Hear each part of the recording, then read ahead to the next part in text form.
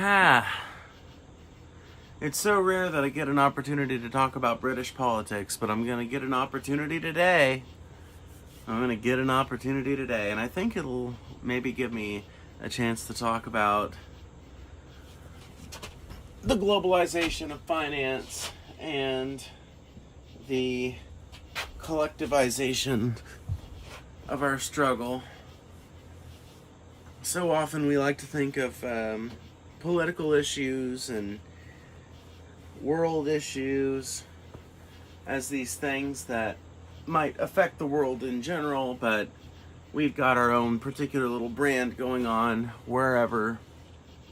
But everything is interconnected, friends. Everything. Hello, Margot. Hello, BB. Hello, Donatello's wife. Oh, okay. Nice. It took me a minute. I was like, donate? Hello, wife? What?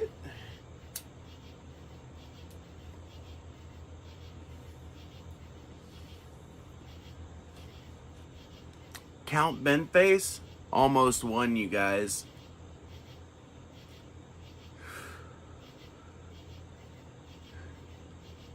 The absurdist candidate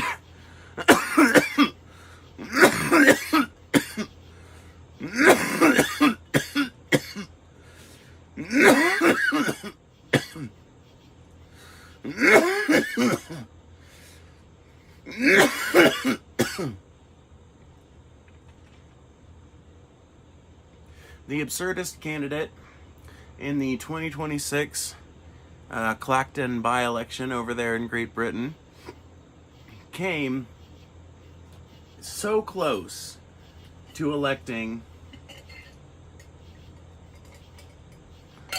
Wait, did I say that right?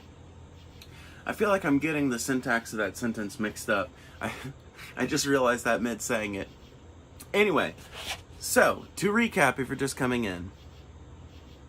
Normally we don't talk about British politics that much on this channel, but Nigel Farage was getting investigated for a gift he received of like $5 million that he should have declared before getting reelected in 2024 or 2025. I forget which exact year it was.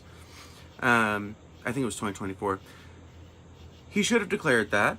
It eventually came out in April of this year, thanks to a Guardian article, that he had not declared that money and that he'd gotten that gift without declaring it.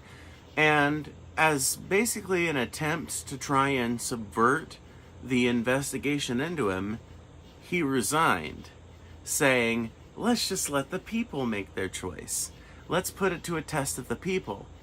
However, all the other major political parties in Britain decided in unison, basically, this is a farce. We are not going to let Nigel Farage get away with this. We are not going to contest this election, specifically so that he re-wins it and this investigation continues. And I think that that's honestly the only reason why Count Binface lost. I think that that people are so fed up with how badly everything is running in pretty much all modern societies that if it hadn't been for the fact that the people actually want to see Nigel Farage be fully investigated and hopefully prosecuted on some kind of fraud or corruption charge, I think the Count Binface would have won easily.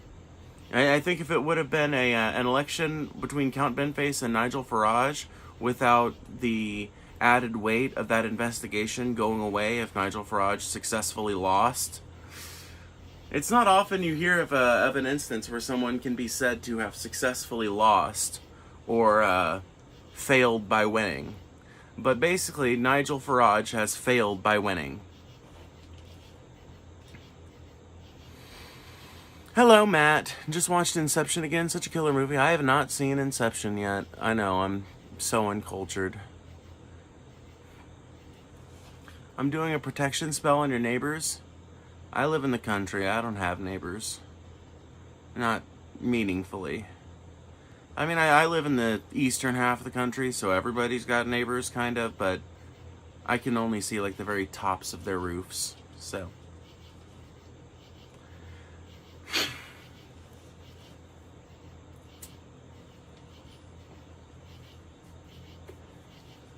Y'all, there's a Miss Rachel song stuck in my head.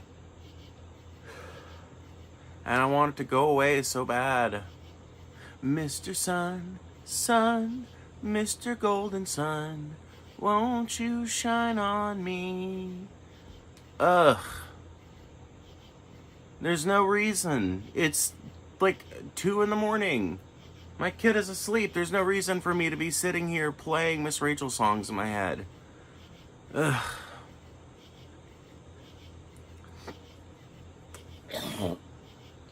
You know what it is? Normally, I play a richer mix of adult music and kid music. And as a result, I don't usually end up having the kid songs get stuck in my head. But sometimes that doesn't always work.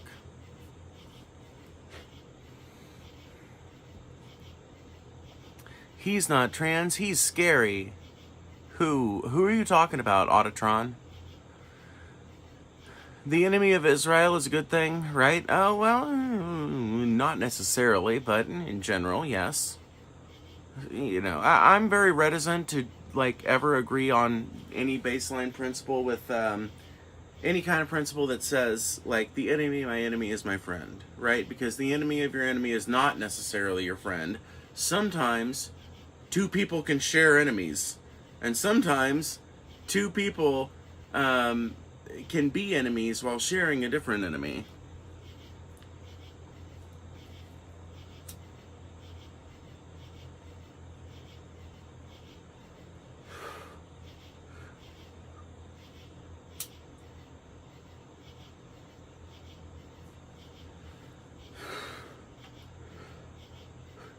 A good example of this, actually,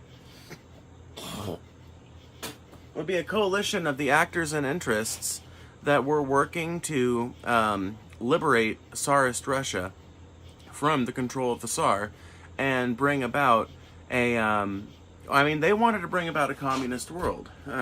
They didn't get very far because they mostly referred to a bunch of people that Stalin shot once he was able to secure power around himself. But if you look at the original coalition that made up the Bolsheviks, it's a perfect example of how the enemy of your enemy is not necessarily your friend. Because the enemy of the Bolsheviks, the main enemy of the Bolsheviks was, during the time of the Tsar and the imperial system, basically.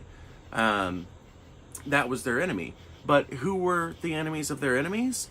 Turns out, other Bolsheviks. Who were the enemies of the Russian anarchists?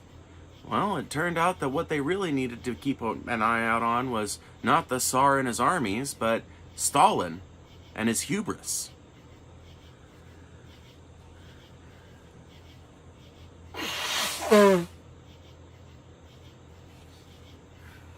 Imagine how much better a world we'd be if the guns had been the other way.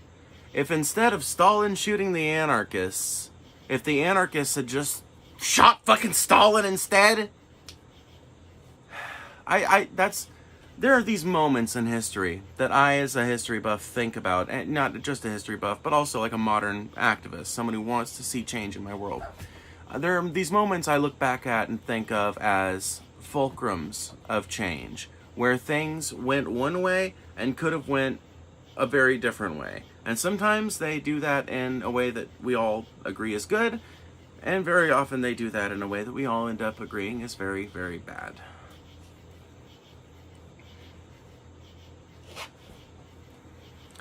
The lace detail is really pretty, thank you. Isn't it nice? I gotta say, I'm gonna have to eventually replace this shirt because I keep catching this lace on stuff by accident. That's the problem of being fat, you know? You just got extra bulk, so it gets caught on stuff. Good morning, hello everyone. The Colin Collection. You've been commenting on my lives a ton. Commenting on my videos and stuff, so thank you for that. We must love our enemies more than ourselves. Yeah, I've heard all the Jesus myths.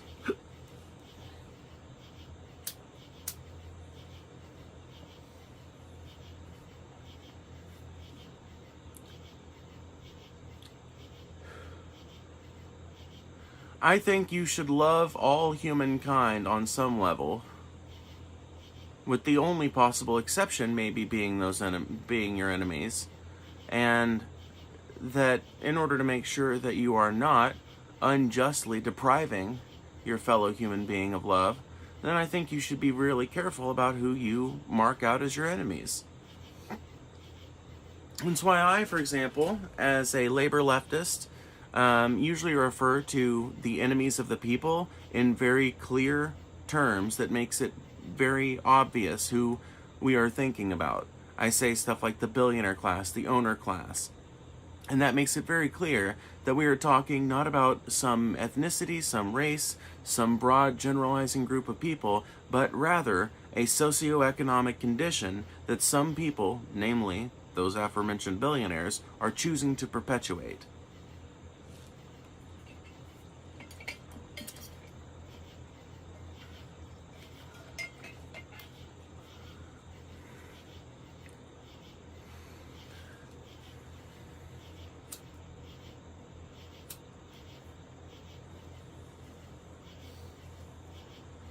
Who are your enemies? The billionaire class, the owner class, in other words, and the politicians who have allowed themselves to be bought off by them. Phoebe, what's your favorite cuisine? Mine is Italian. It's gonna be like southwestern kind of Tex-Mex for me.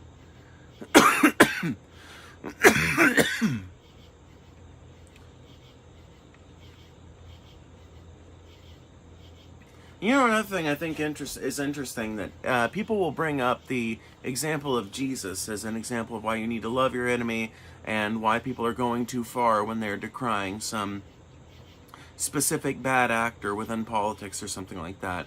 But one of the verses they never seem to remember is when Jesus says, don't get me wrong, I come not to bring peace but a sword. I don't remember the exact wording of the verse, obviously, but the gist of it is that Jesus does not see himself, Christians, or the duty of humanity as being anything like establishing peace on earth. In fact, if you look throughout the morality of Christ, it becomes pretty obvious that you are supposed to show deference, humility, and compassion on an individual level, and absolutely no mercy on a systemic level.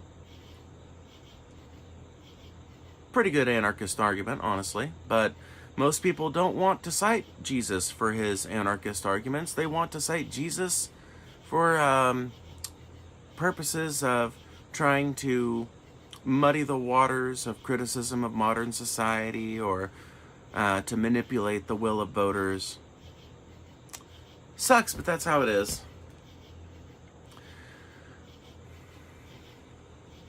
Phoebe don't care about cuisines. She will eat anything. I mean, I'm not that picky, but there's definitely certain cuisines that I just don't get it, you know? Like New England, for example. Okay, I think New England's got good sandwiches and pizza. They got good sandwiches. They got good pizza. And they got good pizza, and they got good sandwiches. And if you go to Boston, I hear they got really good pizza and sandwiches.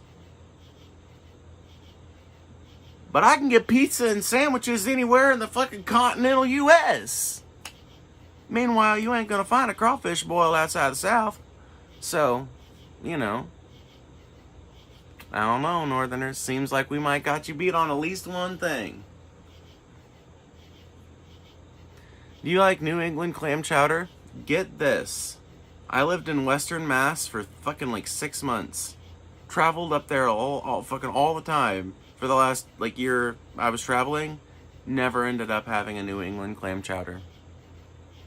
Maybe I'm just uneducated on the matter. Maybe that's all the explanation that needs done. Freemasons puppet, you have no clue, pal. I really hate it when people disparage the Freemasons on my live stream because, I don't know, I've known Freemasons. There was a family friend of mine who was not just a Freemason, but a Shriner more specifically, had been involved with the organization for decades, and he was the nicest man I've ever known in my life. And he was like a World War II veteran. He was a medic specifically in World War II. So like helping fix people up and saving lives and shit. He was a business owner, and not like some super rich business owner either. He owned a fucking corner store during the death of the corner store. So you can guess, he did not, like, his retirement years were not spent in exorbitant wealth. He basically lived at the far end of the building that he used to own. There was this old strip mall in a small town near where I grew up. I guess it's kind of a strip mall, not exactly. It was like what's left of the old downtown area. And when I was a kid, there was like 7 buildings in that little kind of strip, and now there's like 3 that are still intact, I think. And he lived in the building that was at the far end of that, and a theater that my dad converted for him to use as a home once he got basically too old to want to go back and forth, basically from a home to his store, back and all that. That was before I was ever born.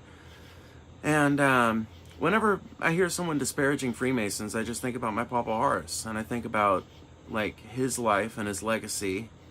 And I think, what is it about some kindly old man like that makes people all weirded out? Is it just the outfit? Is it just is it the hat? Is it the fez? Because, man, if you're being thrown off of a whole group of people just because they wear a fucking fez, I think you might have problems, bro.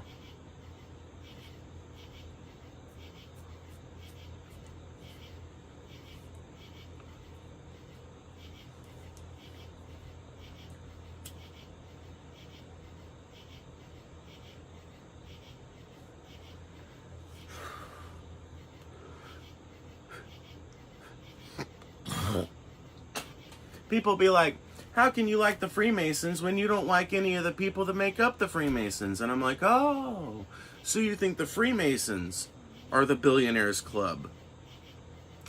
Interesting how your mind's been twisted around by propaganda. The Freemasons haven't been like the billionaires club for a long time. The billionaires figured out round about the same time that Alex Jones started infiltrating Bohemian Grove and shit, that the idea of them being part of weird shadowy organizations is just not going to work unless it works under very specific kind of framework. So that's why they do like Davos and Bilderberg and shit. These super private, closed door meetings between people that are definitely super, like, that's where the billionaires are congregating. And it's not the existence of those frameworks that allows them to do it. They would be, if those frameworks did not exist, they are billionaires. They own land and companies. Some of them own politicians. They would simply create a new framework. So that's why when I'm talking about the billionaire class and how the American working class is getting raped to death by an avaricious capitalist class at the top that owns everything and wants to own even more. That's why I don't talk about the Bilderbergs or Bohemian Grove or fucking the Freemasons or any of this other bullshit, because it's all distractionary. It is all distractionary, or it is just a natural emergent consequence of a system that has obviously deeper roots, and that is obviously way more systemic than any single meeting place or framework for association. What are your pronouns? She, her, hers.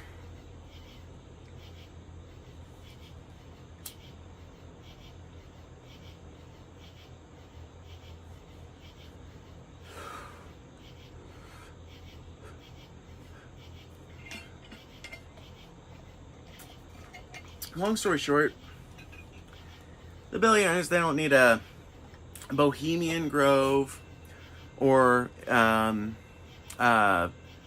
Bilderberg or the Freemasons or any of this for them to coordinate, okay? We got Telegram and WhatsApp now. They don't even need that shit. They can communicate with each other just fine. But even without those frameworks, like even if they didn't have social media, you realize that with and without all of these different things that people try and point at to avoid having to point at the system, you realize that billionaires have still managed to coordinate and expand their wealth with and without these systems. There are hundreds of like robber barons at this point throughout not just America but Western Europe. I know for sure. All of our history, basically, like of what people popularly term the West, the last 400 years of it contains hundreds of robber barons who were able to expand their wealth massively without any of these weird shadowy organizations with the fezzes. Okay? So you guys need to set aside your pattern-seeking brain and that like chimp-like desire to associate the symbols of some group with like a broader problem that can be eliminated if we just get rid of that one thing. That's literally that's Australopithecus behavior, man.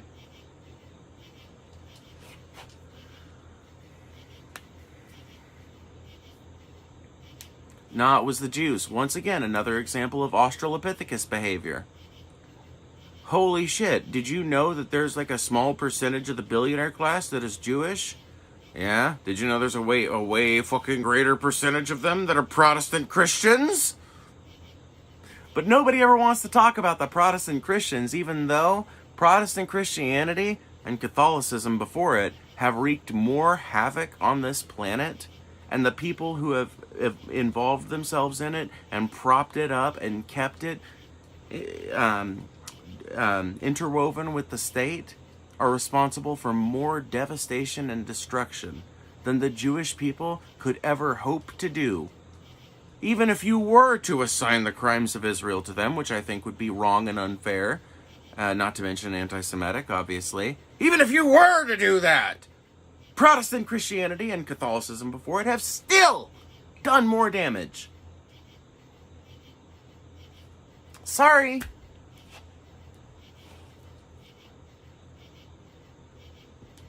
You know, everybody wants to talk about who owned the slave boats. Nobody wants to talk about who was buying the fucking slaves.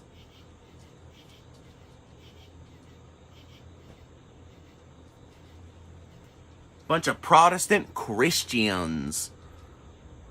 Bunch of good, God-fearing Southern folk. Determined and destined to take over this heathen Southern swamp from the scourge of the Negro and the Indian. Protestant Christians. That's who was buying the slaves. That's who was expanding westward, causing genocide everywhere they went.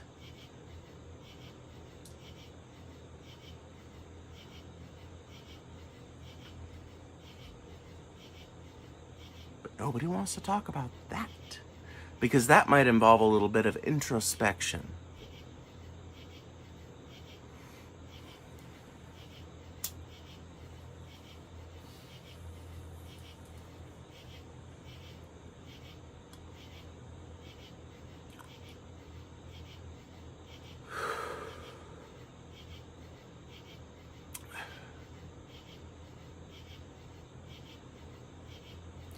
Is your actual name Phil? My actual name is Phoebe, as it says in the title, the channel title.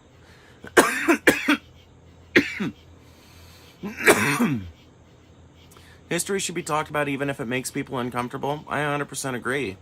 But a lot of Protestant Christians get really uncomfortable when you start talking about a lot of, like, not just Protestant Christians. I'm not going to throw all Protestants in the same bin, but a lot of the, like, WASP types that are super MAGA aligned in the modern day. There's like a mind type that has evolved over the last 20 years, and they get really triggered,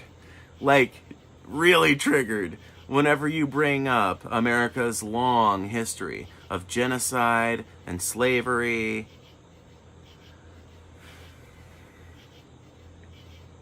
imperialist expansion, foreign meddling. So many of these things which we did at the behest of Christians. So many of these things were done at the behest of religious bigots.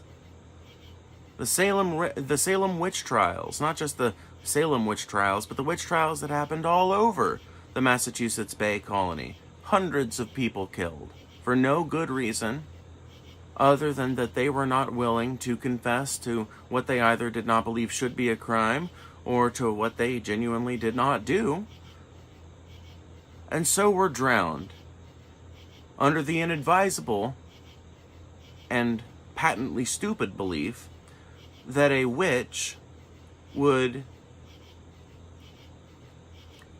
that only a witch would drown in the experience, and that God would spare any innocent. That's literally how Puritans justified it. If you look into it, right? And Puritanism is one of those, it's one of those mindsets and philosophies that deeply influenced so much of, like, Protestant Christian thought here in America as it developed.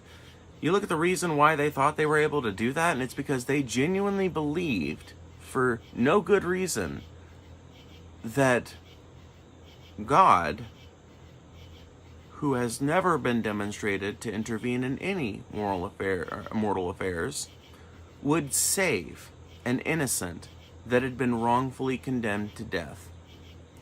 And therefore, when they threw these innocent women and sometimes men into a river, chasm, or lake with a stone tied around their ankle, they did so in the genuine belief that they were executing a horrible heathen criminal for religious crimes, and that God would spare them through some physically impractical, completely impossible chain of events. And this sort of religious bigotry and extremism is utterly foundational to this country's story and to the way it's developed. The evils of this country go so far back that we weren't even a country, identifiably, when they first started being committed.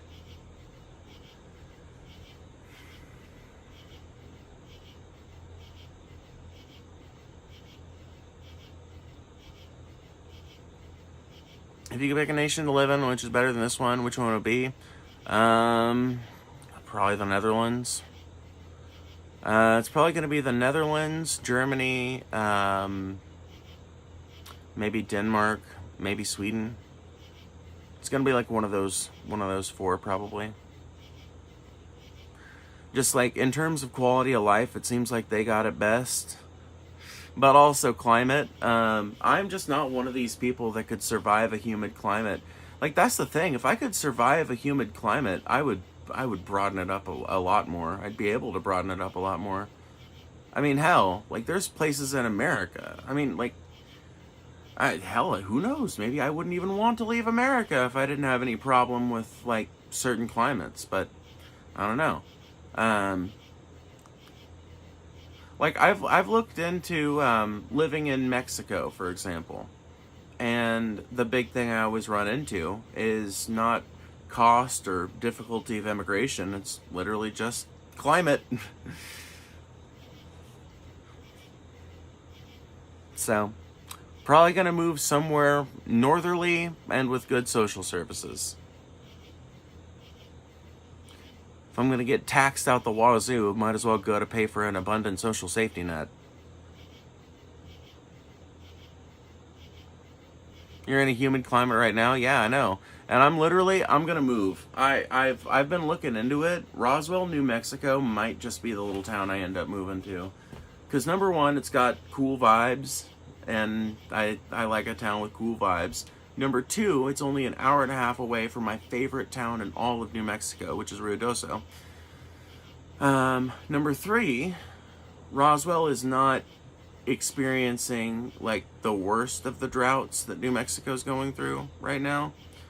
And number four, the cost of living down there is apparently something like 20% below the national average.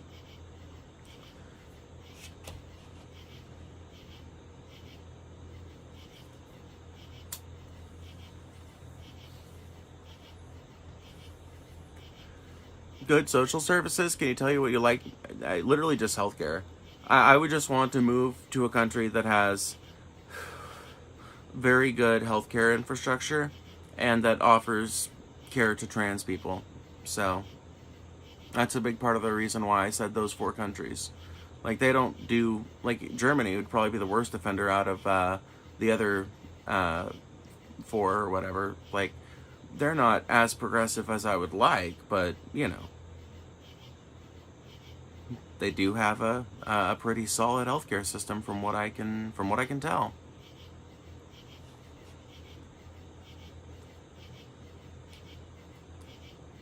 Do not go to New Zealand. No worries.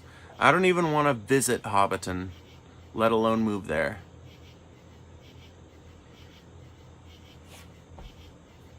Will Phoebe be tracking satellite signals for aliens? I mean, unironically, if I ever get up the money to be able to move out to a place like Roswell, you can guarantee, like, I think that there would probably be something that would come over me, and I would start to get, like, a real interest in at least trying to do some content like that. Some, like, alien-adjacent content.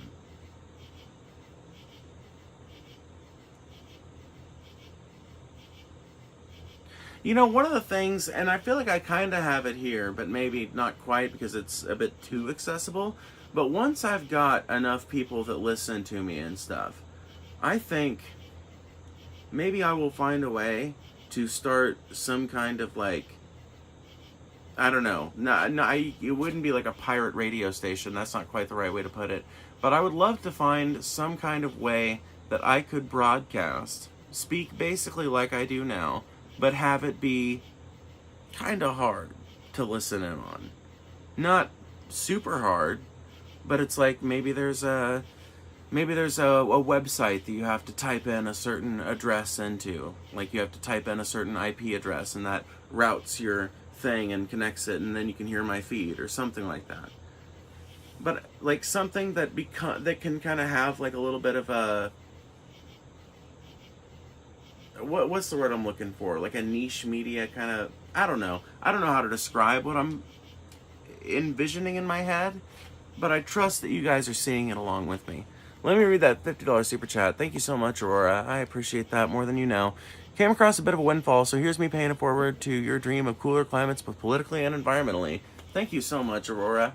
I appreciate that. That goes a long way. That's huge. Anybody else would like to support, please feel free to do so. You can do so either by sending a super chat like Aurora did, or by joining the membership. Once again, you can support in any way you would like. That includes super chat, Cash App donations down below, and memberships. Also, here in about 25 minutes, I'm going to switch it over to a members only live chat. Anybody will be able to watch, but you will have to be a member to comment. And I'm going to switch that over in like 25 minutes, so just be aware. You, a sick individual. You is incapable of making an argument.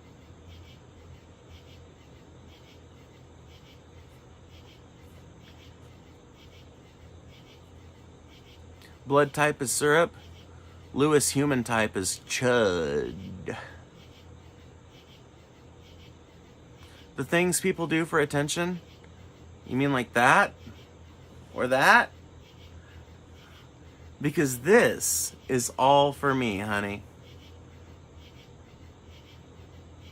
Trust me, I got plenty of fucking attention centered around myself just by learning how to play the guitar and, like, being put up on stage to sing since I was 5 years old. I didn't need to come out as trans to get attention. My transition is entirely because it makes me feel more comfortable in my skin. Can we talk about how Trump used most of the government as base for Air Force One? Yes, so let's please talk about that. So not just Trump used most of the government, basically. Not only did Trump use like half his cabinet as bait aboard Air Force One, he also used the entire White House press pool. And he didn't tell any of them, which is the fucked up part, right? So here's the thing. Whenever something like this happens, and it's had to happen a few times, I think Bush had to do it, and I think Clinton had to do it. But when both of them did it, there was somebody that told, like, after things got, squared away, there was somebody that mentioned to a trusted reporter or two, hey, just so you know, if anything does start to go awry, we're on a bait plane, basically, and there was a level of coordination and communication that made it like, it's still not exactly what I would call ethical. I don't think you should be ever putting human beings needlessly in danger. I think if you're going to do some covert bait plane operation like that, then you just find some excuse for why the president needs to fly mostly alone. That's what I would say, but hey, I'm not the decision maker, okay? What I will say is that it is absolutely depraved to willingly choose to have the entire White House press pool and half your fucking cabinet on the plane that you think there's a reasonable and credible threat from Iran of them attacking it. That's like,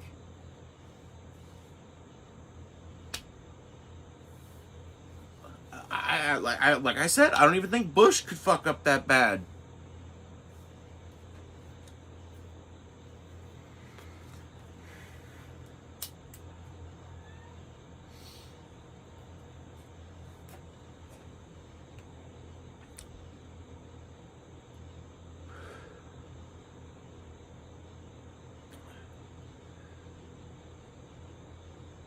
What about what Trump said when they asked him about it? Oh no, I'm gonna have to look this up, I guess. What did they say? What did he say? Let me see.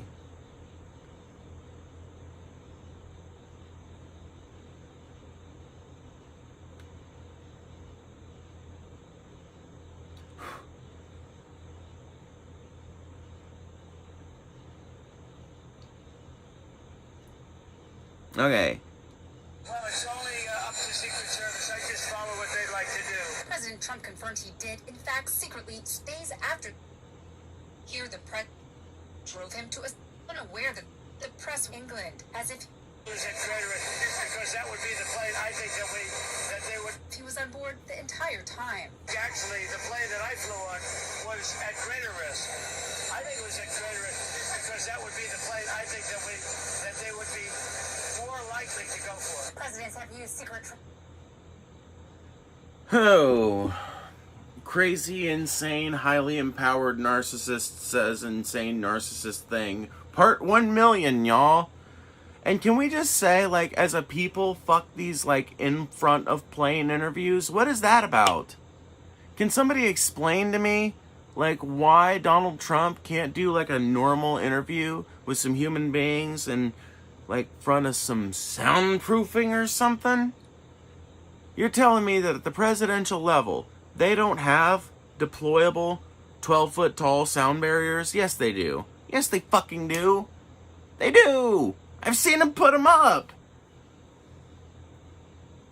He's just a jackass. And he likes the fact that when those... my theory about it is he likes doing those tarmac interviews because he can basically say whatever he wants.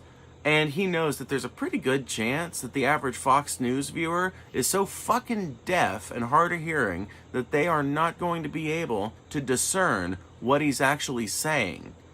So they can just rely on whatever, like whatever fucking slant the news media gives it, basically. Kitty, I don't know why you always want to hang out with me right next to when I'm smoking. I don't know why that's a thing. I don't know why.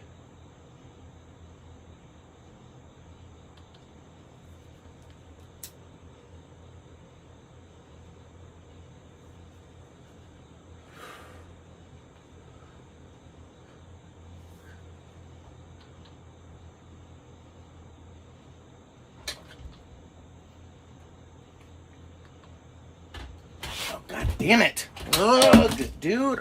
Ugh, man. I get so sick of fucking the way things are set up in here. I'll be so glad when I get to fucking set up a new space. Bruh. Because, like, I move fucking too far over on that stupid ass couch, and it tilts because it's not actually a couch. It's a fucking seat off a old truck.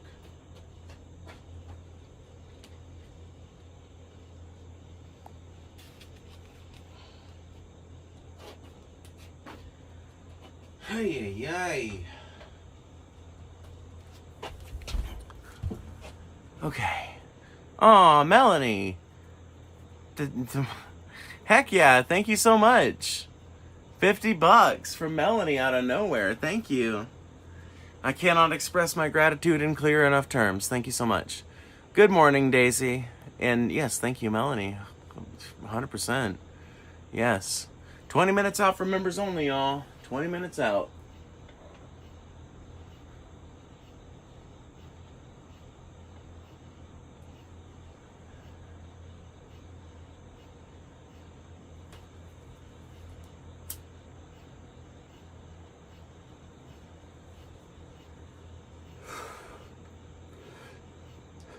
What's your stream about? These casual vertical streams, when I'm out in this set, tend to usually just be chat discussions, basically. If you read the title, that usually gives you a little bit more idea about what general topics I'm hoping to cover. But I kind of let the chat lead the discussion. Well, maybe not, I don't let them lead it, but I let them contribute a lot more heavily to, like, guiding the direction than you would normally find in a live stream. I try to make these like a kind of semi-conversational environment. I do different formats of streams. Sometimes I stream from inside my bedroom where I've got a more professional set, I've got better mics, etc. Usually when I do those, I'll do two formats. I'll do one that's desktop that you can turn off the screen and watch, and I'll do one that's vertical for everybody that's just scrolling on their phones. And on those, I'll usually cover things that are more topical. Either I'll be having a conversation with someone in particular, like the one I had with Paul Zico here recently. You can find that in my lives from a little over a week ago. Or I'll be, it's just usually something more specific, like I'm doing like gaming or covering specific articles, or how I've got like a structured episode in mind. But these, my friend, are more conversational. Haven't been on a while. Glad you got to the point where you could do member only. Yeah, no, it's actually really cool. Thank you for coming back and stopping on by again.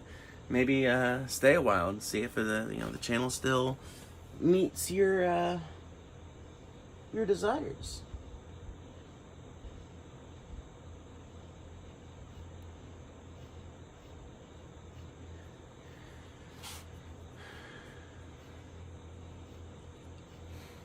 That's the American transgender leftist specimen right out of the books. No offense, just something unusual for me as a European. It's funny because the stereotype Americans have of you guys is that we're all over the place over there. Just goes to show you how different people's perspective is.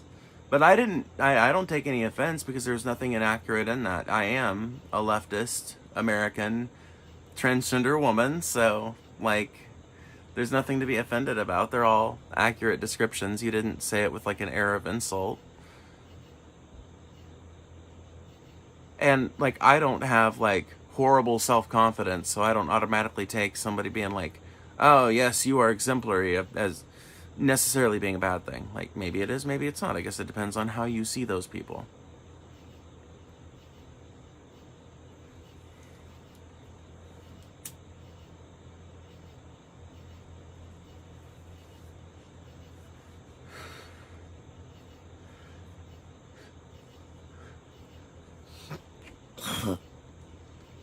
I wonder if I can find the chords.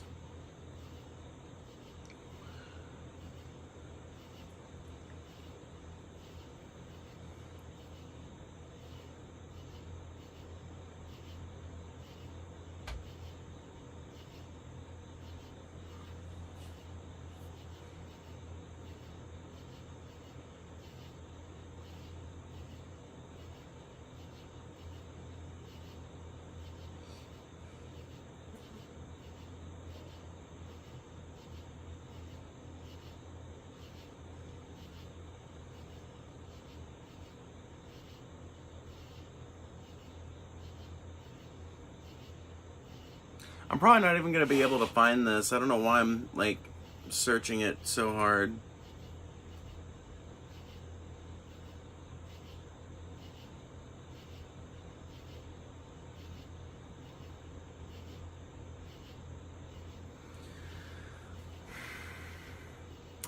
Problem with America right here. You're not actually explaining anything, pointing anything out, or explaining how anything you do see is a problem, so...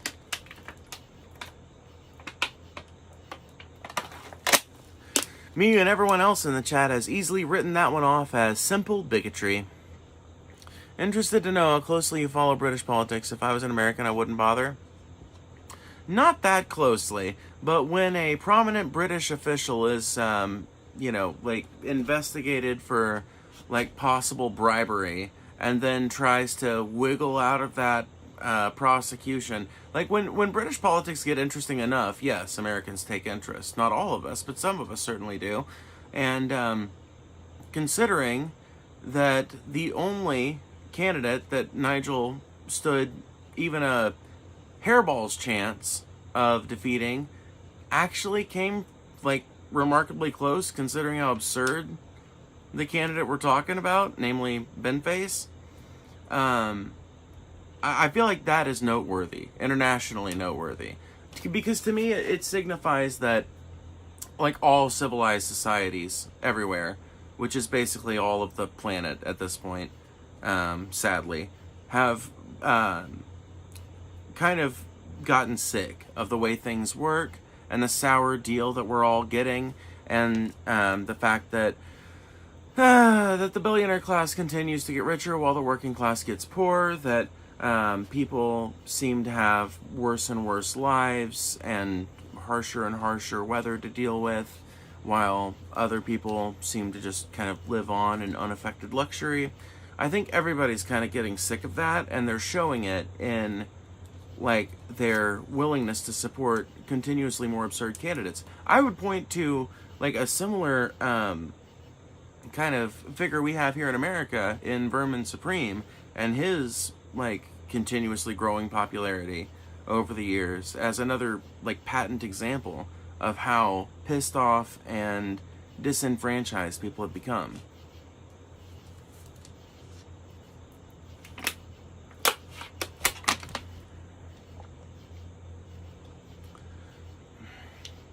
We're here, we just don't over-police. Yeah, exactly. Sometimes that leads to good outcomes, sometimes that leads to outcomes that aren't as good. But I like to think that the outcome ratio is more good to bad.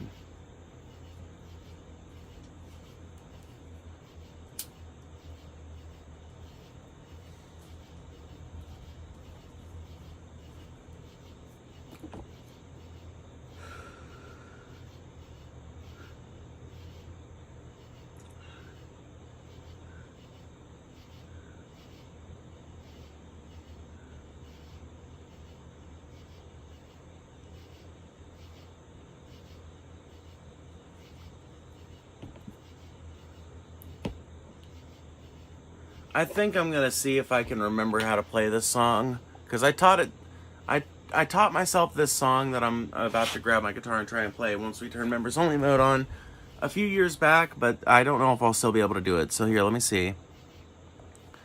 I know your beliefs do not align with me or mine, but you are a human being with undeniable worth. God bless. I hope that this helps in some small way. Well, thank you, Just a Potterhead. I appreciate that a lot. $20 does help indeed. It's definitely appreciated.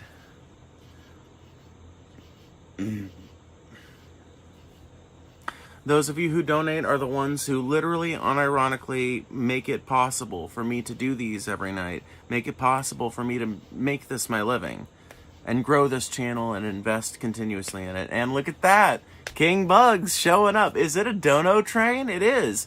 50, 50, 20, 50. This is a dono train. Like, this is the most money I've made in one night in weeks. Like, literally, I'm gonna cry. You guys are so awesome. How we all doing tonight? I just got here. Well, King Bugs, you came at a great time, because you're gonna get some music. It's gonna be a song I've never played before. But we're gonna do, like, 10 minutes more for regular people, and then we're gonna switch it to members only. So, Just throwing it out there for anybody that is wondering when that music is going to start. It's going to be after we turn on members only mode.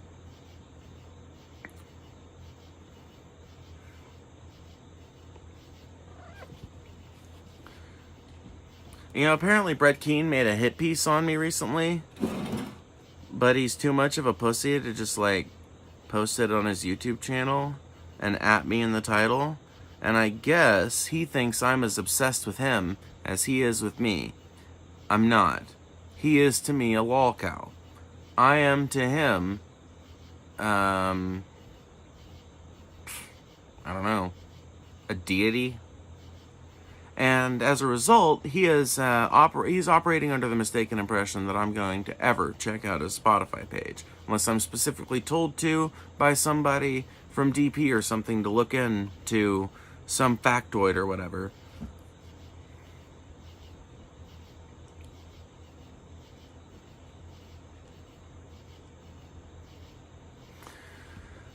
I'm glad I could help. God bless. Yeah, 100%. Thank you. I appreciate it. One man's lol is another girl's cow, or something, yeah. Something like that. Whatever the sages wrote in their old books. I love your Ouija board in the back, by the way. Yeah, thank you.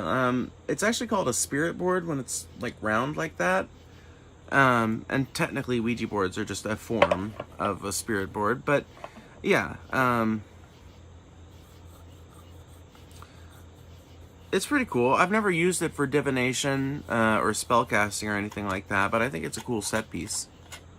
Are you not tired? It's like 4 a.m. Oh, you sweet summer child. You must be new to the channel. I don't sleep.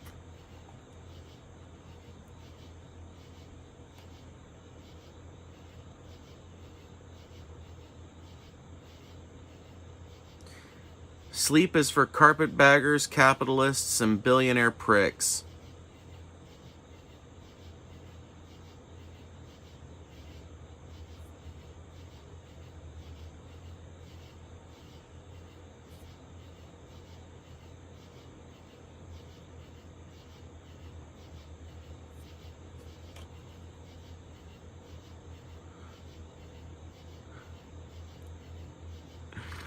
I'm kidding. Y'all, I'm kidding. I'm joking. I do sleep. I've just got a weird sleep schedule. And I probably don't sleep as much as I should.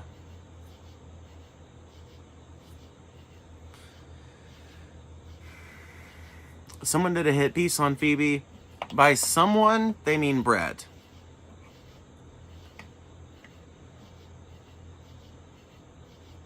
No, JBK, no. The only reason fucking Brett Keane is writing hit pieces about me, or he's not even writing them, he is formulating them with the help of a Grok AI character personality. And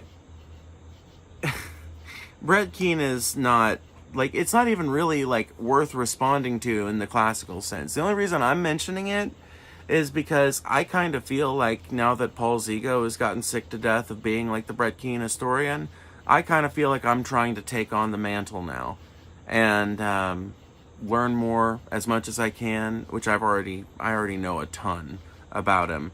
But if at this point it's less about there being like an actually good reason for there to be any interest there.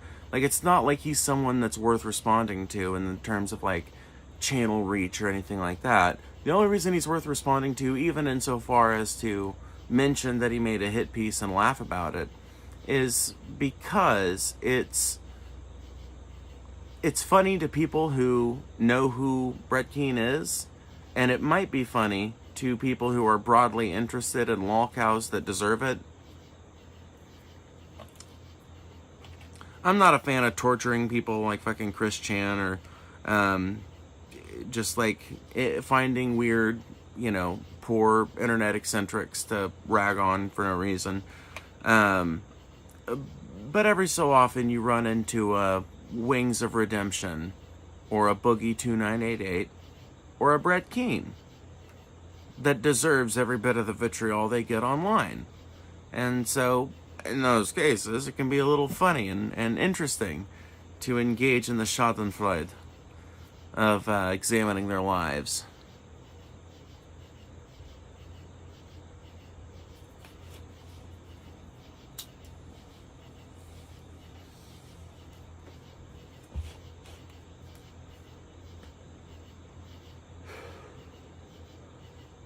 Tina, you are so lucky I don't have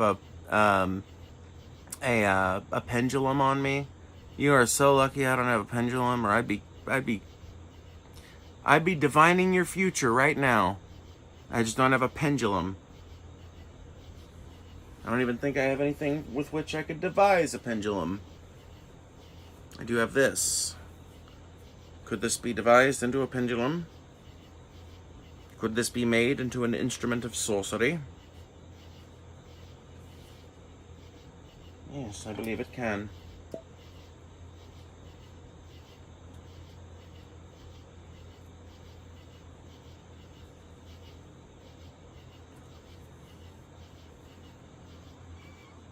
All right, Tina.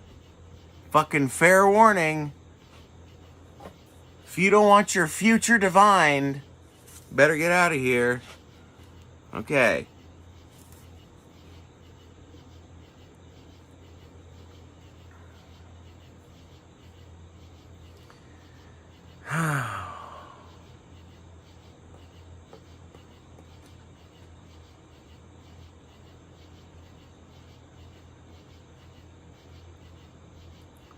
I call upon the dark Lord Satan. Will Tina find redemption in Christ? Decidedly no. Oof. All right. Will Tina have a miserable rest of her year for proselytizing in the YouTube chat of someone who didn't want it?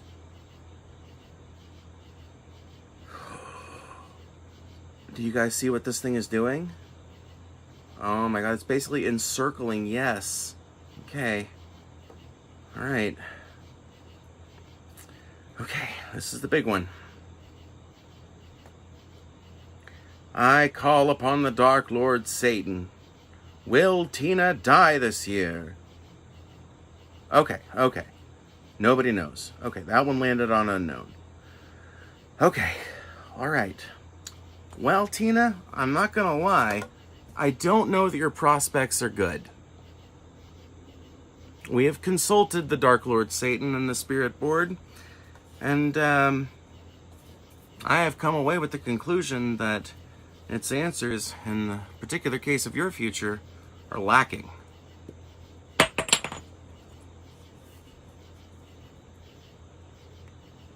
Do with this information whatever you wish.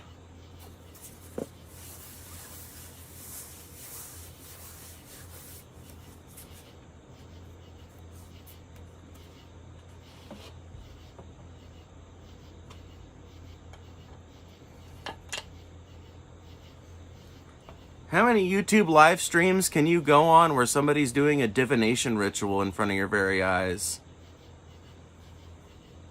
Only one. Phoebe, you're getting hella donos tonight. Congrats. Thank you so much. And King Bugs, thank you for the $10. I appreciate that a ton. Or for the $50. My bad. For the $50. So sorry. And another $50 out of nowhere. I guess King Bugs is really loving the content tonight. That or he's really hitting the bottle. I'm not sure which one. But either way, I support it. Hit me, hey, if we were in the same room, I'm sure we'd be piping them back together. So it's fine. Oh yeah, I remember you, Jake the Snake. Yes, I remember you. Satan was a loser. Bro, I don't actually believe in Satan. There was just some weird Christian proselytizing in here to me, and I didn't want to hear it. She was condemning me for my spirit board, and so I decided to fuck with her. Because she believes in that shit. I don't. I'm a chaos... I'm a chaos witch. I believe that rituals like that and gods like Satan exist and don't exist at the convenience of human minds. And they have no power outside of the power you are able to convince others that they have. God did not make the universe any more than I did. But the one place, as Alan Watts once said, that gods inexorably exist is inside the human mind.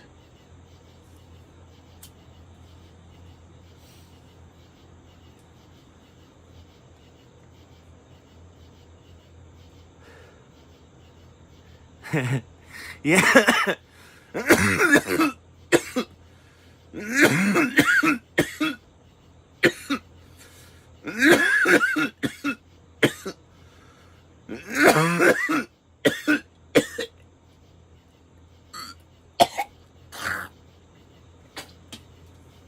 Sorry.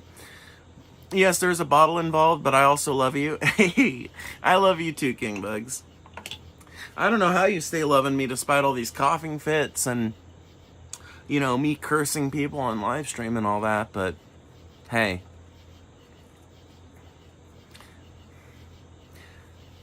Phoebe Ophi had a stream. She got many donos.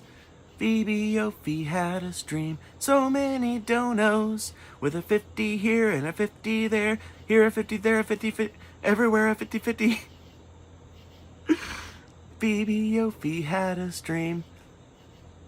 And she got donos. You just spit on your floor? No, you uncivilized chimp.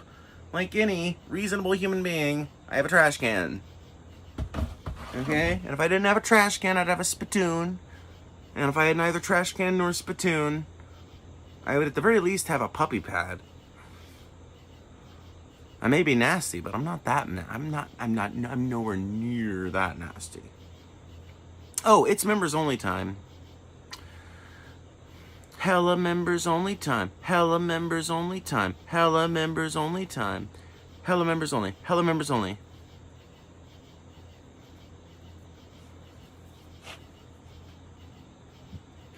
Tina, I was just messing with you, Tina. I think the coughing had more to do with the massive weed hit, personally. But I'll grant you, supernatural occurrences, that's a novel explanation.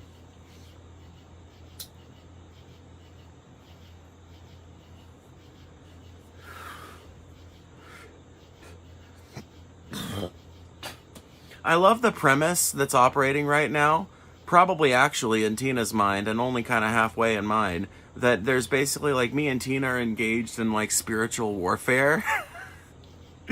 You know?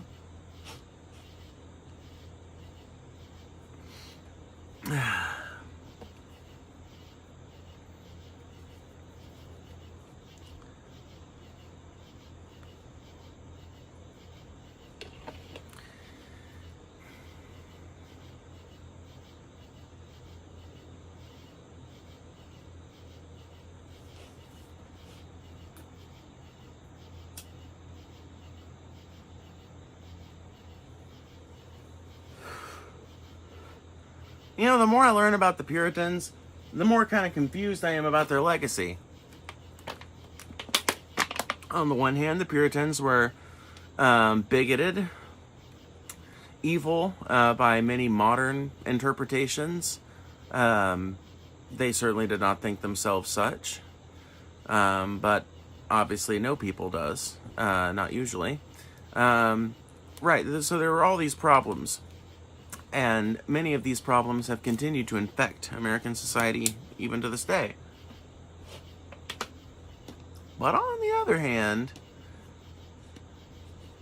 another weird thing about Puritan society that has kind of affected America up to this very day is the idea of democratic rule. Now, it didn't necessarily really work out, because if everybody in the community is a Puritan and they are all held to the same rigid lines of reasoning and logic that are upheld by specific clergymen, and like that's how people are voting and how people are adjudicating in court, then ultimately it's not going to end up as much of a functional democracy. But the idea of the people of a community getting to determine how that community functions is a very old one. But if you want to trace America's specific adoption of it back to any one historical source, you can't trace it back to any one historical source, obviously, but if you want to trace it back, like, to its earliest European roots, then you would, or its most recent, European roots, I should say, it would 100% be the Puritan movement. And it's just like, that's just a strange legacy. On the one hand, basically religious dictators, theocrats, essentially.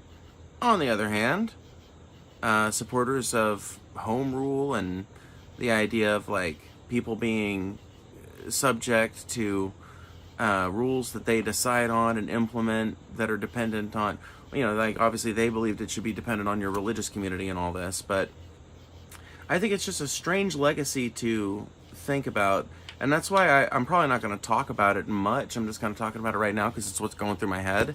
But I've been watching a bunch from a channel I will recommend that you guys watch if you're interested in learning more about this movement from someone who is super knowledgeable about it, and that is Atun Shea Films. If you guys haven't heard of,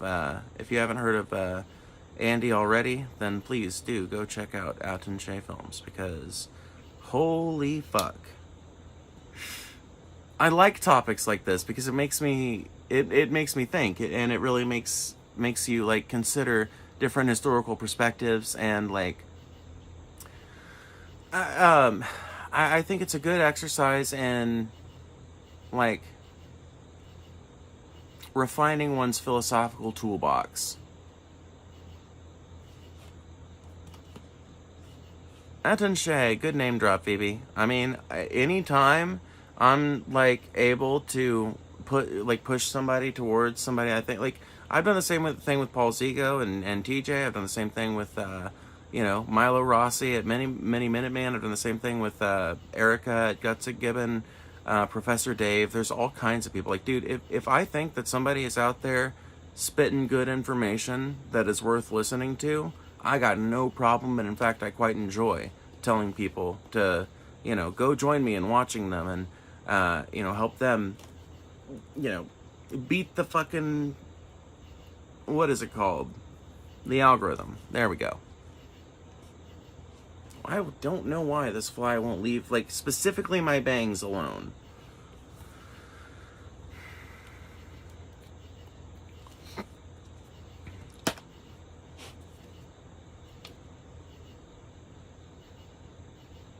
I have savings, Matt, and I have cavalier attitudes about giving away money to people I like. Yeah, I get that. And, whenever I'm able to afford that shit, I like to do the same thing, so. Puritans wanted to be horny, looking at mud. All their rules were a fetish. Well, yeah, that's the thing. That's why it's a complicated legacy, right? Because all their rules were fetishes. All their rules were clearly reinterpretations of biblical lore and literature. But they were rules that they felt like they were all agreeing to. Which obviously was kind of a farce the whole time.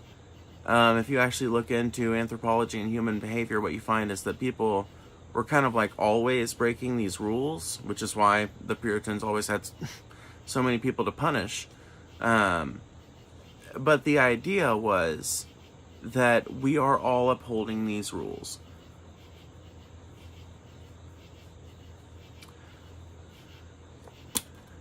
And we've all got a say in them and shit. Even though, obviously, part of the rules of the society is that you can't go outside of religious doctrine that's set by specific clergy people that are not themselves recognized in the law, but that are kind of accepted as the residential authority.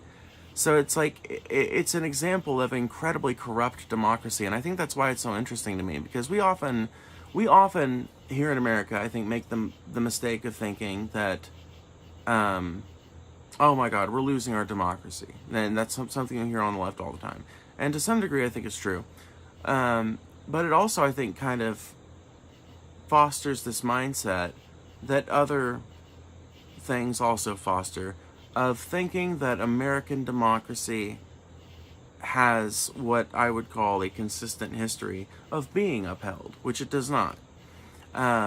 Democracy to people in the Massachusetts Bay Colony more or less didn't, like, it meant nothing, more or less. It meant that the people who were going to, lead town meetings and stuff like that were going to be chosen from among your number, and not some faraway king or some elected, or not elected, but some appointed representative from a faraway land or anything like that, but rather just somebody from within your own number. That's basically all it really meant, is that you were going to have like a dictator from the proletariat, not a dictator, not, and even that it wasn't really the proletariat. So it's like, it's hard for me to describe it, which is why I pointed you guys towards a more knowledgeable person on the subject. But when you think about like the early attempts that we made in our, like the colonial days at democracy, we didn't do a very good job. Just like we didn't do a very good job. There were some colonies that did better than others, but in general, we didn't do a very good job. So then you kind of have to think like, well, when did American democracy get good? So you might think, well, maybe it was after the American Revolution. But it turns out that that's not exactly true either, because after the American Revolution and the ratification of the Constitution and everything, only landowning white men could vote. So like, even if you were a freed black person or an unmarried woman or a married woman or anything like that, you just, like, you couldn't, like, it didn't matter, you couldn't vote. And we didn't really fix all those problems as far as legally ensuring that those people can vote and have their voice be heard in our democracy until like the 1960s. And I would argue that we didn't really start doing democracy ever. Not really, not meaningfully. Like, what would people point at? The election of Barack Obama? I mean, I guess. But if the election of Barack Obama counts as democracy happening because the people's will was actually, because he won in such a landslide, you could make an argument, no, the people's will was really listened to in this instance. Well, I mean, it wasn't really. Barack Obama went back on a ton of his promises that he made on the campaign trail. And even if you make it more granular,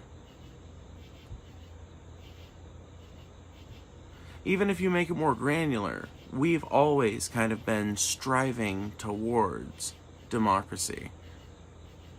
It's always something that we are actively fighting to uphold and to refine and to make better.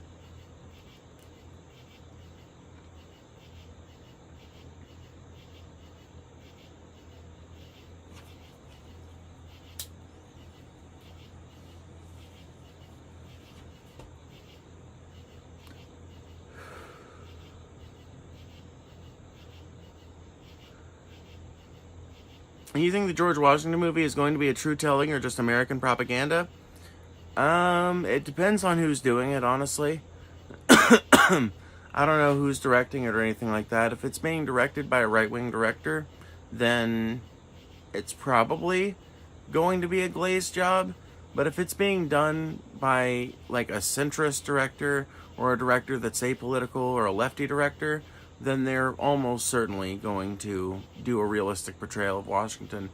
And that's the thing, that's what I would advocate for them to do as a leftist that doesn't like slavery or any of those things. Like, you should still, like, to portray George Washington's life as anything other than the life of a soldier, a slaver, and a plantation owner is to lionize him in a way that detracts from his humanity, muddies the waters of America's origin story, and paints an inaccurate image of what actually happened to anybody that might be interested in the history of those events. If he's simply portrayed as a soldier, then you're missing a big chunk of who he was. If he's only portrayed as a plantation owner or a general, you're also missing big parts of who he was.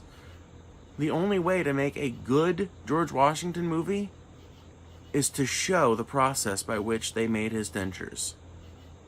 Not just that, but all of the other horrors and deprivations involved in being an American aristocrat in the 1700s. Thank you, King Bugs, for the additional $50. You said sortition for the win. I still don't quite understand sortition, but I will tell you this. I think that it's an idea worthy of a lot more credit than the DFF boys gave it whenever you mention it, because it's like, man, like, the average American is not a MAGA person. That's the thing, dude. Like, the average American is, like, center-left to actually leftist. So if, like, you were just picking random people, you know, there's like a 7 out of 10 chance you're going to end up with a lefty.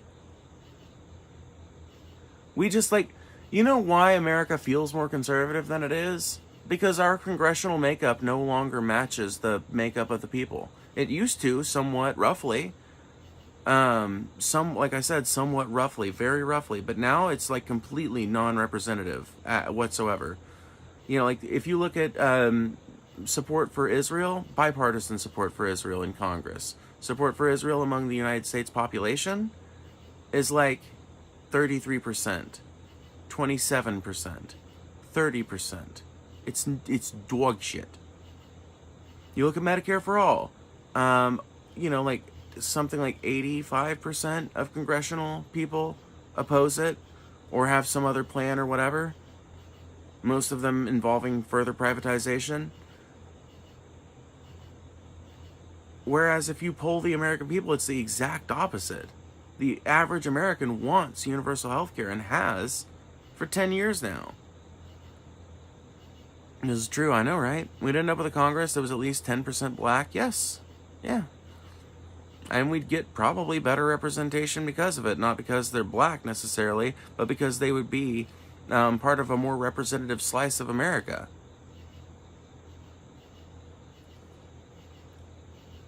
John Irwin is a non-denominational evangelical Christian. His father was Republican. He's mentioned he is conservative, but there's no data of him calling himself a Republican. Who is John Irwin? I heard an interview with the production company's CEO recently, and he was explicitly saying they make conservative bait. Oh my god, no. Yeah, okay. Then it's going to be a dog shit movie. It's going to be... Literally, it's going to be The Patriot, but instead of it being about the made-up weirdo that they invented for that movie, it's going to be George Washington. It's just going to be George Washington stars in The Patriot.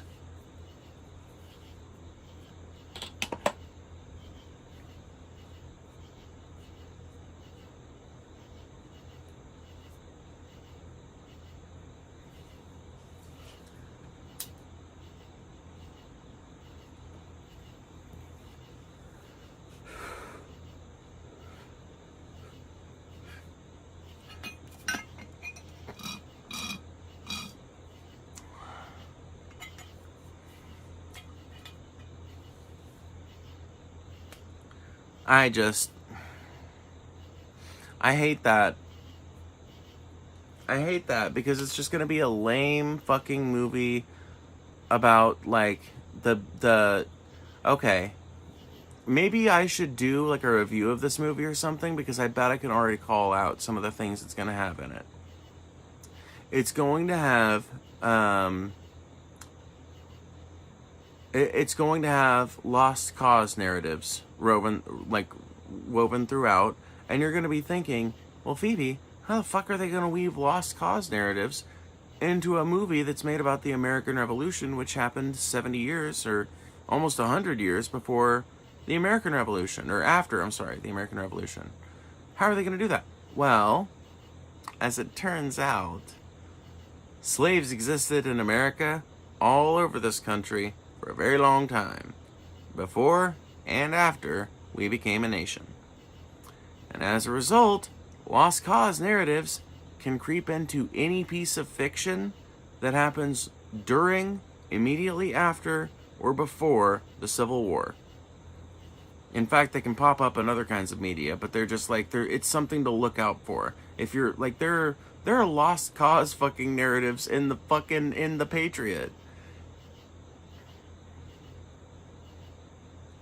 There are lost cause narratives in the Patriot. Like, you notice how black slavery is pretty much never really depicted there, or if it is, like, the only time it is depicted is there's like this one slave dude who is there's this one guy who was sold by his master into servitude with the militia, and a small subplot of the movie is him trying to earn his freedom by, like, enlisting alongside the white folk and fighting the Revolutionary War and all this shit.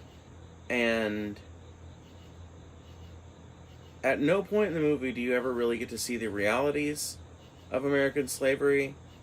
You never really get to see much development of that person's character.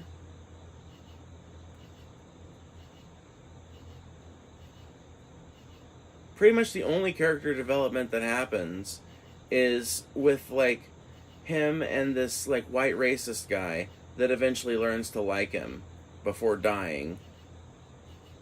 And I genuinely believe, and have always believed, that the only reason that relationship is in The Patriot is specifically to cover up the fact that it's so focused on, like, portraying one particular angle and one particular light of the Revolutionary War. It's a propaganda film, but it's not often treated like one. And I think that that's important for people to realize.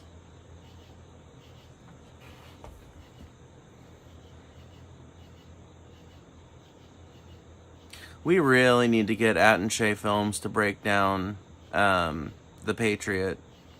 We really need an At and Shay Films Patriot video. Because, man, like, somebody needs to dissect that shit. I don't know if I'm quite the intellect or the wit to do it.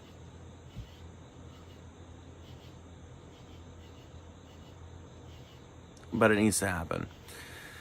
I have a theory that conservatives are just diehard believers in great man theory. That's why they don't consider a typical person plowing at a field, turning a wrench, or dying in a trench. They can't comprehend the concept of society.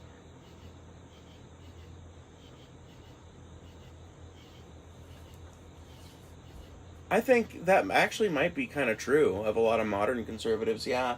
I don't know if it's unequivocally true for all people that would ever call themselves conservatives or all conservatives that I know, but I think you might actually be right. Number one, a lot of conservatives openly espouse great man theory, which lends a lot of credence to your argument, but also there's the idea that is kind of implied within great man theory, whether you openly attest to abiding by it or believing in it or not, it can still infect your mindset, and it's this implication within great man theory that the only people who ever do like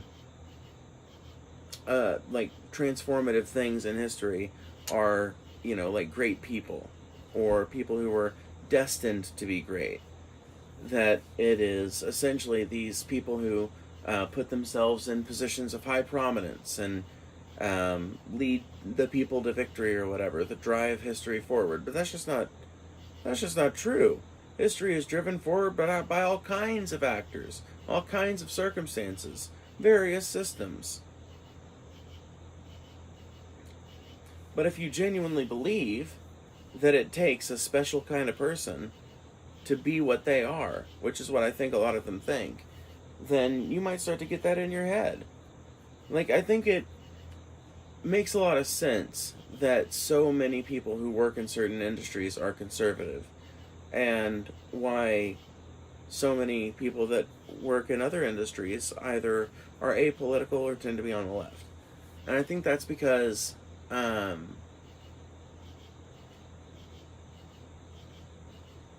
How do I put this?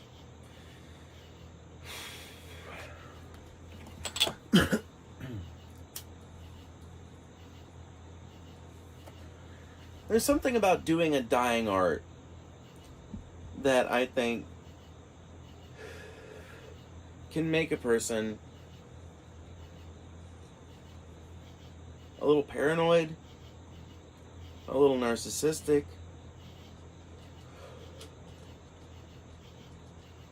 and maybe even a little defensive. And those things might indeed coalesce into political conservatism.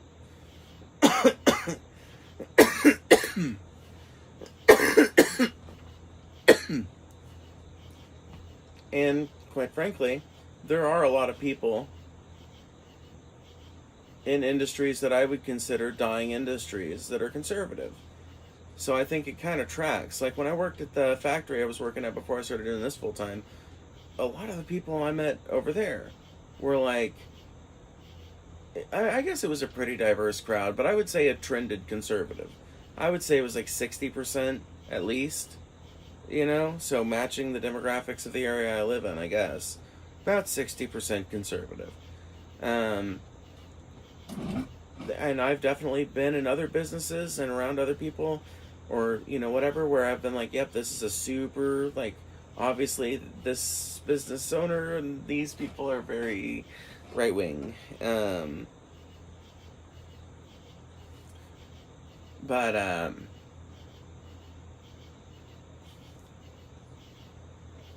what was I gonna say? Oh yeah. I think it correlates a lot to how many people still do those kinds of jobs and how obscure and weird the labor is. Maybe? I don't know how to put it, but it's like there's something about working certain jobs that tends to lead people to be a little bit more conservative, or to, you know, like you just look at the statistics and people tend to be that way in those jobs, and I just can't help but wonder what that is. And part of me thinks it might be the fact that there have been many changes over the last 20 years, but what we basically have is an environment where anyone can teach themselves anything, where information is everywhere and all around, where anybody can get a job of some kind, but most of the jobs suck, and most of the ones that aren't entry level require degrees or certifications that you're not quite able to get, so you have to stick in your current career path. It's just something I wonder about.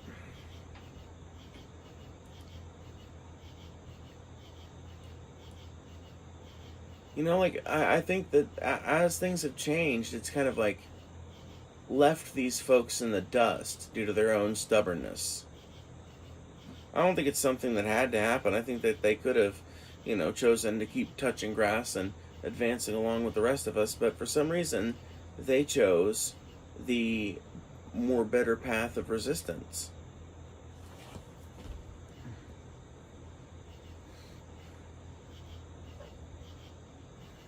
I spent my entire adult life in factories, and I think I'm better for it. I honestly can't say whether you are or not, because, there's no way of knowing for sure. I personally don't think I would have made it long-term in any factory environment. I just don't think it's right for me. But, I'm very glad that there are people who like that kind of work, or are at least able to tolerate it on some level, because man,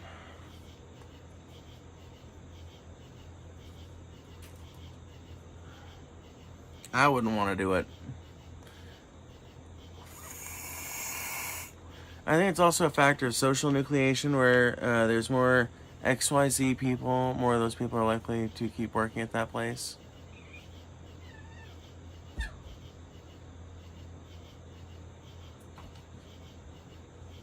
True. Yeah, that's true.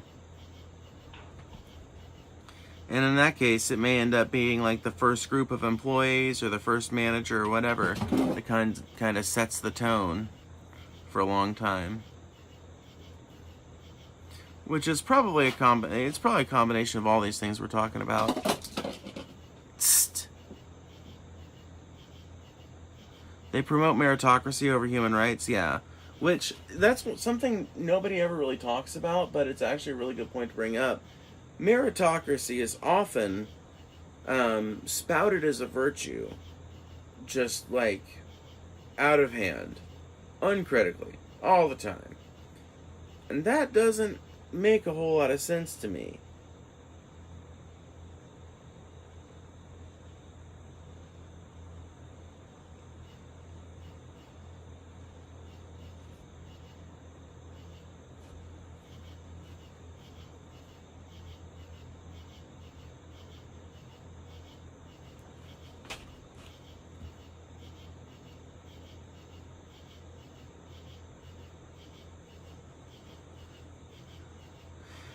Because if you think about it, the idea of meritocracy is basically that human beings, which are living things with consciences, lives, dreams, hopes, aspirations,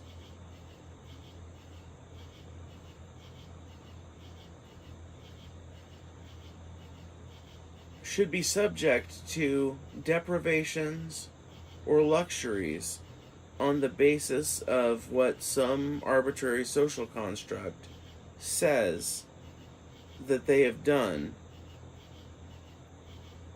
And for whom? That's another problem with meritocracy. Meritocracy doesn't necessarily clarify who the merit needs to be for. Like, are you doing something that is meritorious because of how much it... Like, things can be meritorious for all kinds of different reasons. And anybody can invent their own reason for something being meritorious in their eyes. So exactly what does it mean to have a meritocracy? What does it mean to merit something more?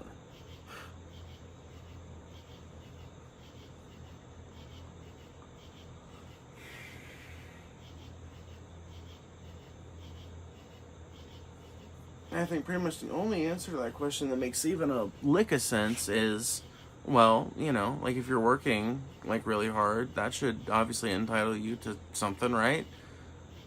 And yes, obviously it should. It doesn't in our current system, but it should. Thank you, King Bugs, for the additional $20. I appreciate that a ton.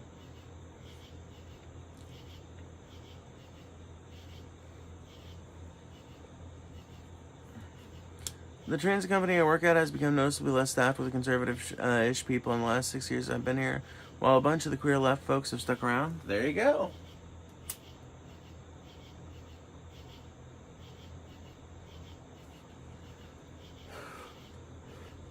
That's the new gay agenda. We need to start pushing these people out of their jobs, not by like doxing them or by like publicly embarrassing them, but literally just by like being queer and getting hired on to the businesses they work at and then staying there despite like the weird looks.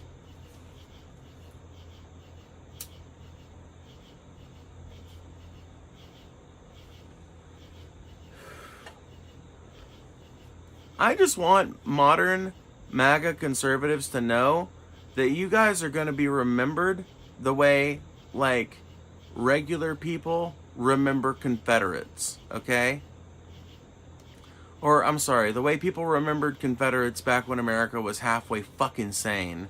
There was a brief time in America's history where we kind of all agreed that the Confederacy was a bad idea. And that Klansmen and people like that were shit fucking people. Doesn't seem like we all agree on that anymore, but it was certainly something we used to hold to. And, I still think that the average person, I would say probably 90% of people overall would still disavow the Confederacy. I think even a lot of those heritage, not hate people would disavow the Confederacy if you asked them. Like, there are people, I have met people who fly the rebel flag to this day. And when asked about it, dude, my favorite response was like the person who's now my my ex's, partner, he was just like, he's just like a southern stoner. So he was just like, oh, I don't know, man, it's like badass, like, it was in the Dukes of Hazzard and stuff. And I was like, so, like, do you support the Confederacy? And he was like, oh, no, fuck no. No, we lost the war. It is what it is. I don't think slavery was good. That's dog shit. I don't like slavery when it happens now. And I was like, okay, alright, that's fine. Okay, you're good then.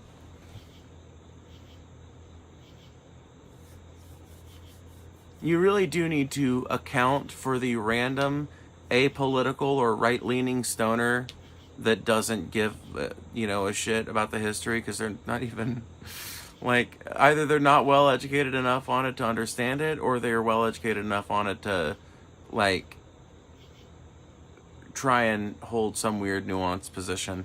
And I feel like a lot of those people eventually grow out of it. Like, eventually they start to see it as strange and kind of infantile.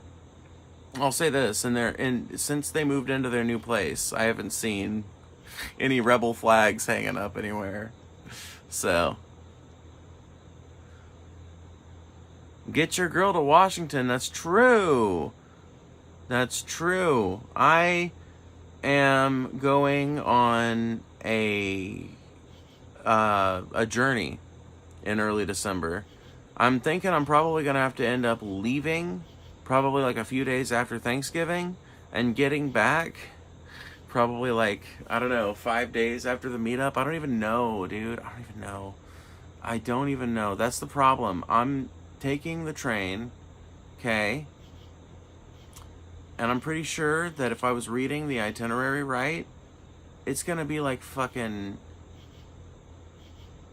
3.5 or some odd days there, and like 4.5 or some odd days back. And I'm gonna have to do this while navigating how the fuck to ride a train for the first time, which I'm probably gonna have to nervously watch a bunch of YouTube videos before I ever do it, just to get myself accustomed. But oh my god, it's literally going to be like a transcontinental journey, the likes of which my ancestors used to undergo. That's one of the reasons why I want to catch a bunch of documentary and just do a bunch of footage of it and kind of try and capture my perspective, and also kind of try and think of like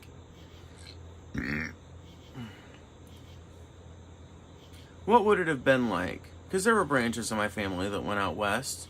So what would it have been like for one of my family's branches that decided, you know what, fuck the Deep South, we're getting up to St. Louis, where we can get us a train on out to Kansas City.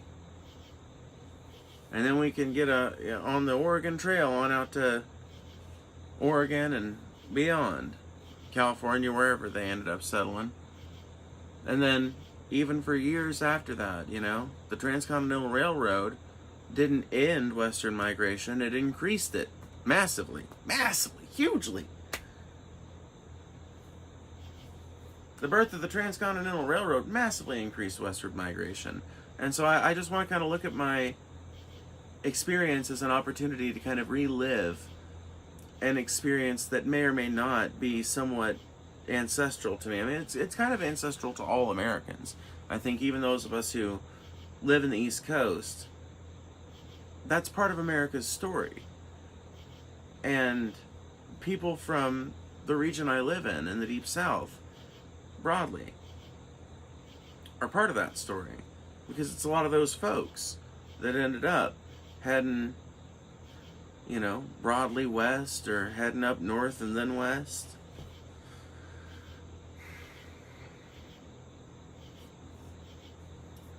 Kansas City mentioned neurons activated. Yep.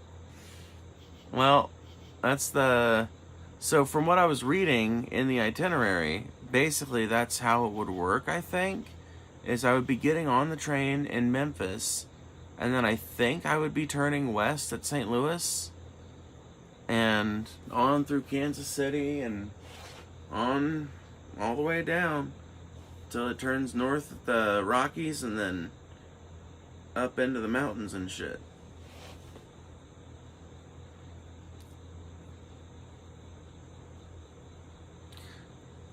I have no opinion on that war. I'm safe over here in Lawrence. Yep. Kansas City, Missouri is way, way, way, way, way better than Kansas City, Kansas. Kansas City, Kansas got nothing.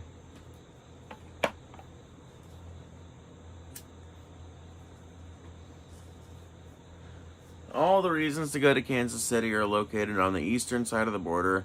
Everyone reasonable recognizes this and knows it, and recites it openly upon questioning.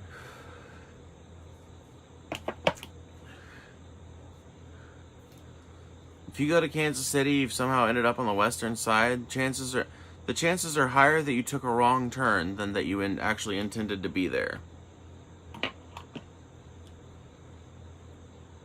Our little blue cancer cell in the red meat of Kansas. See, I like Kansas City, Kansas for that reason, but like, why can't they expand, man? Well, I guess we all know why they can't expand. That's the thing, dude. Before America became so like financialized and so like deeply fucking partisan and shit, I feel like there was a time in America's history where no matter where you landed on the political scale, you wanted to see America's cities grow. You wanted to see America's cities do better. But these days, seems like American conservatives want American cities to do like dog shit and want the American countryside to range from utter dog shit to complete mammoth riches.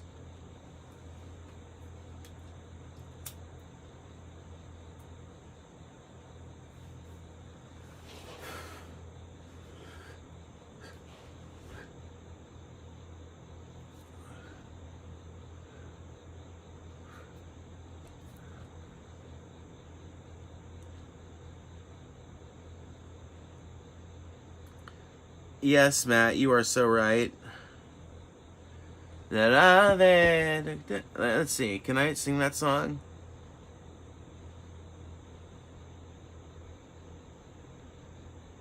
Des muros comme les bonbons, il dormait de la joie, un banc de chagrin, affaibli par les femmes, j'ai suivi ma loi.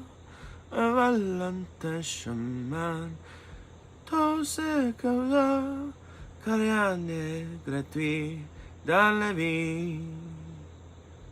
L'espoir est un plat bientôt vite consommé, et sauter le repas, je suis habitué, un vélo sur le toit, et triste nuit, à jalousie. Oh, je suis amer, je n'ai pas réussi, car rien n'est gré dans la vie. Jamais on ne redira que le corps à toi. Je n'ai pas pour moi, laissez-moi vous remercier et prendre mon beurre. Nous allons une fois nous regarder. Love. I'm not going to sing the whole thing. I'm not trying to break you guys' eardrums. Thank you, King Bugs, for the additional $20. I appreciate that a ton.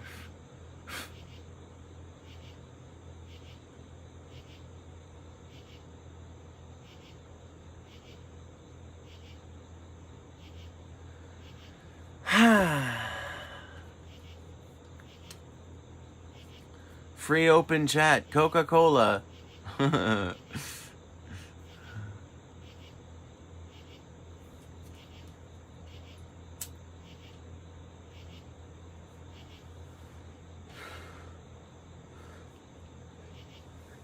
Why do we need the free and open chat? We got you here in the memberships.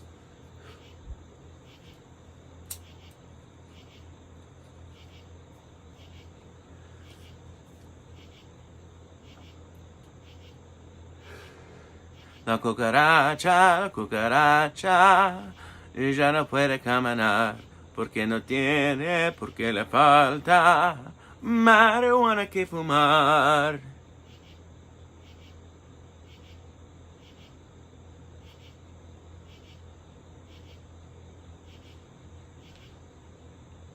La cucaracha, ella no puede caminar, porque no tiene, porque le falta marihuana que fumar. Roast you? There comes a time at which chicken is too done, you know? If you're turning a bird in the rotisserie and the meat starts falling off into the drip pan, you know you've done something wrong. And I feel, Christopher, as though you might be at that point. I don't know if I want to add any more grease to the grease stain, you know?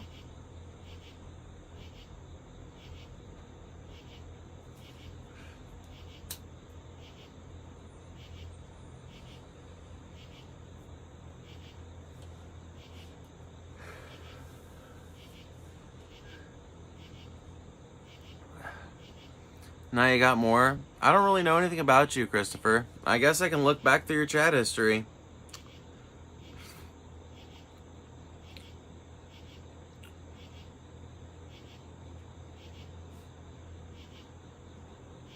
Oof, I'm glad I did this. Ah, yes. Oh boy. Now I don't want to troll you though. I don't want to roast you because you're being nice today. But some of Christopher's greatest hits include He the Change, Hold Up, You Trapped Your Parents in a Basement, Same Shit for the Third Day in a Row, How Do I'm Member Myself. Then, Buddy Don't Have Enough Decorum to Brush His Fucking Teeth. So Christopher has spent a significant portion of their time ingratiating themselves into the chat of a person they apparently find utterly deplorable because of my seeming lack of oral hygiene, despite the fact that I've got no missing teeth or cavities. Explain that one, but whatever, leaving that aside, this is an ongoing pattern that has persisted to the point where you are now actively asking me to roast you. No way. No way. No way, dude. No way. It's the goofy looking construction worker, bro. With the neck that's the same size as his head. No way. Dude. Dude. I gotta tell you, your hard hat, it's not on right. There's something wrong with the adjustment on that bitch. It's like, you need to shove that bitch a little bit to the left. It's bothering me. You need to retake that picture. Better lighting, too. Face into the light. You notice how I'm, like, really well lit right now? That's because I can blind myself by looking at a set light. I'm not even kidding. I would show you right now, but it would, I don't know, probably destroy my camera or something. I don't know. It's very bright. It's like, if it can cast that much of a shadow, you know it's bright. Compared to this light over here, which literally does nothing when I hold it up, practically.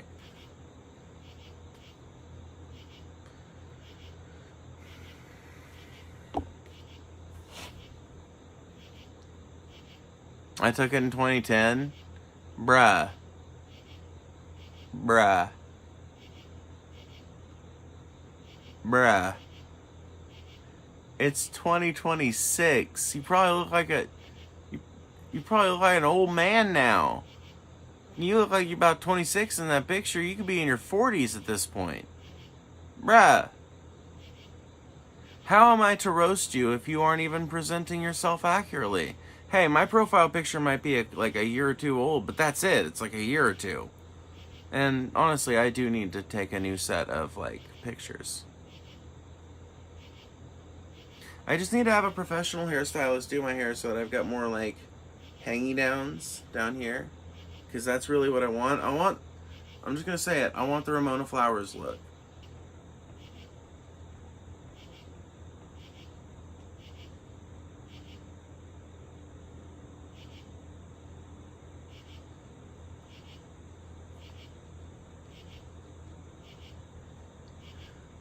Are we back?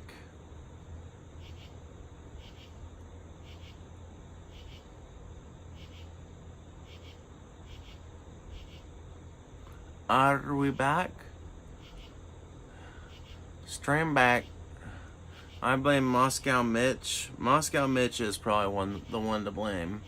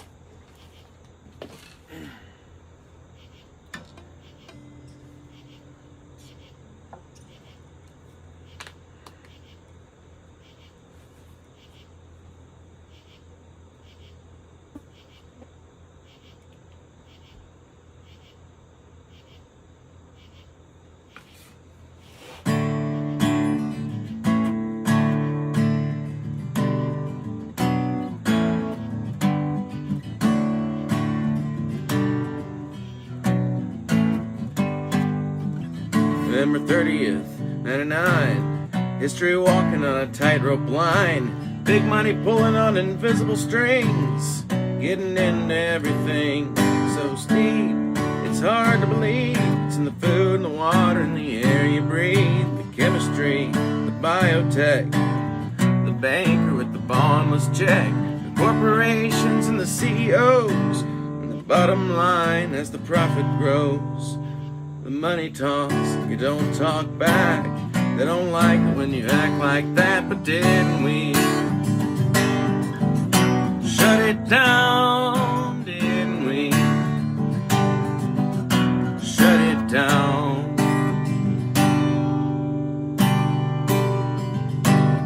November 30th, 99. Tuesday morning we drew the line. It was the WTO coming to town. We swore we were gonna shut it down. And they stood there with their big police. They had the National Guard out to keep the peace, with the guns and clubs and the chemical gas. But we still would not let them pass. And they raged and roared and the timbers flared. And there were bombs burst in the daylight air. They'd run us off and do us in, but we came right back again, didn't we? Shut it down, didn't we? Shut it down.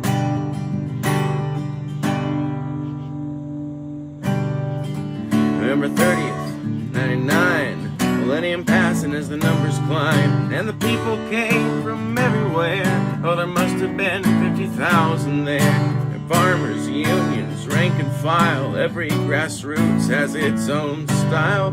There were great puppets, great big puppets, 2 stories tall. There were drummers drumming in the shopping mall. There were so many people that you couldn't see how that many people got into the city, and the WTO delegates too. But we were locked down so they couldn't get through, didn't we? Shut it down, didn't we? Shut it down. November 30th, 99. Locked down at the police line, and they're hitting you with everything they've got. And you just got a slingshot, and they're tying your wrists with plastic cuffs. They're loading you up on a great big bus and taking you down to the Navy base. Pepper spraying you right in the face. Try to break you down, try to get you to kneel. But you got the unity and this is for real. And they can't break a spirit that's coming alive. That's the kind of spirit that's bound to survive, didn't we? Shut it down, didn't we?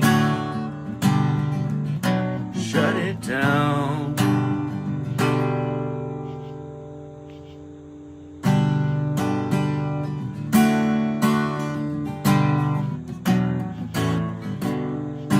Media loves all the glitter and flash. The newspapers talking out a whole lot of trash about the violence of the people in black, and how the cops were so tired they just had to attack.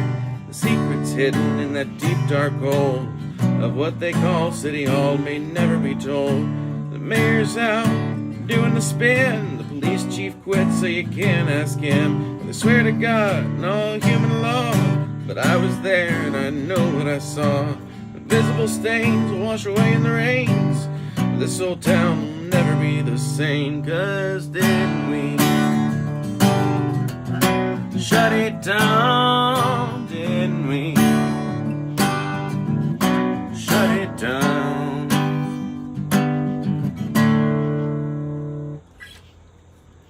I should really learn that song all the way before Seattle, because I bet if I get to play at some point, for like shits and giggles or whatever, some drunken party guitar, I bet that'll be a big hit up there.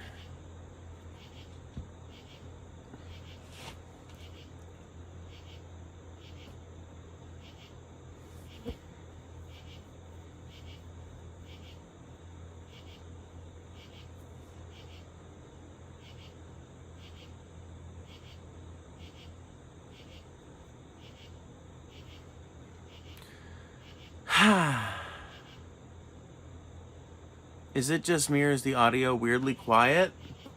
I have no idea why it would be.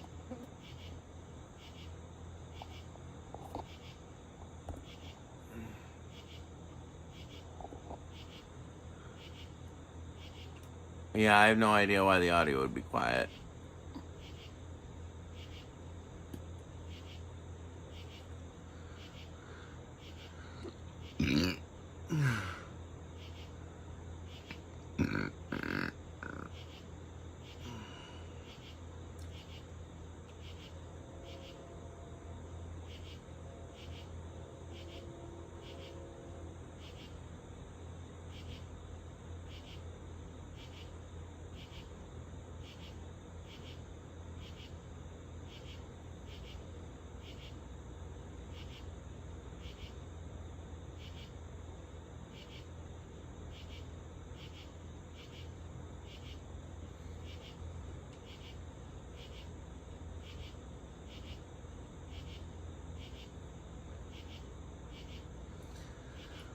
Okay.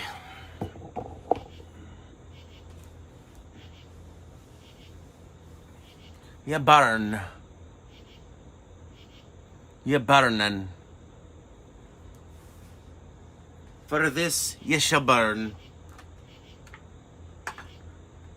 For these and lesser crimes ye shall burn.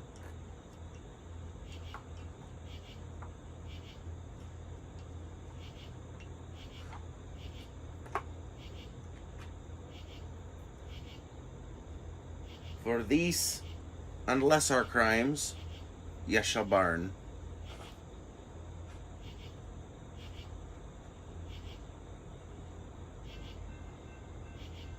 And lesser crimes.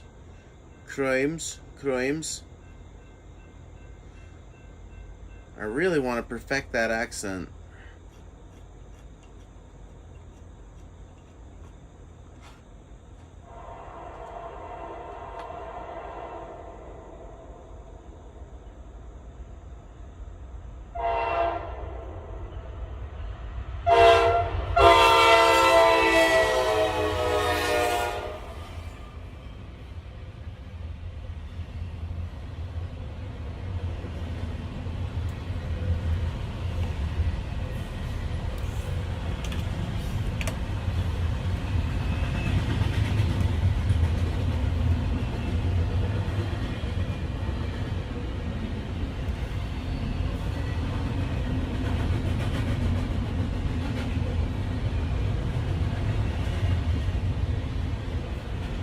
I sent you some Matt's bad news. Oh, God.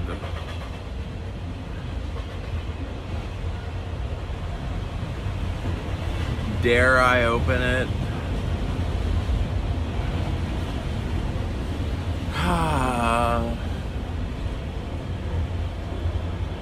Let me just guess.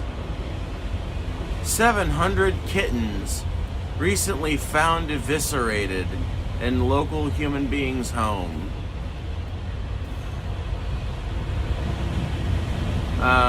Scientists have recently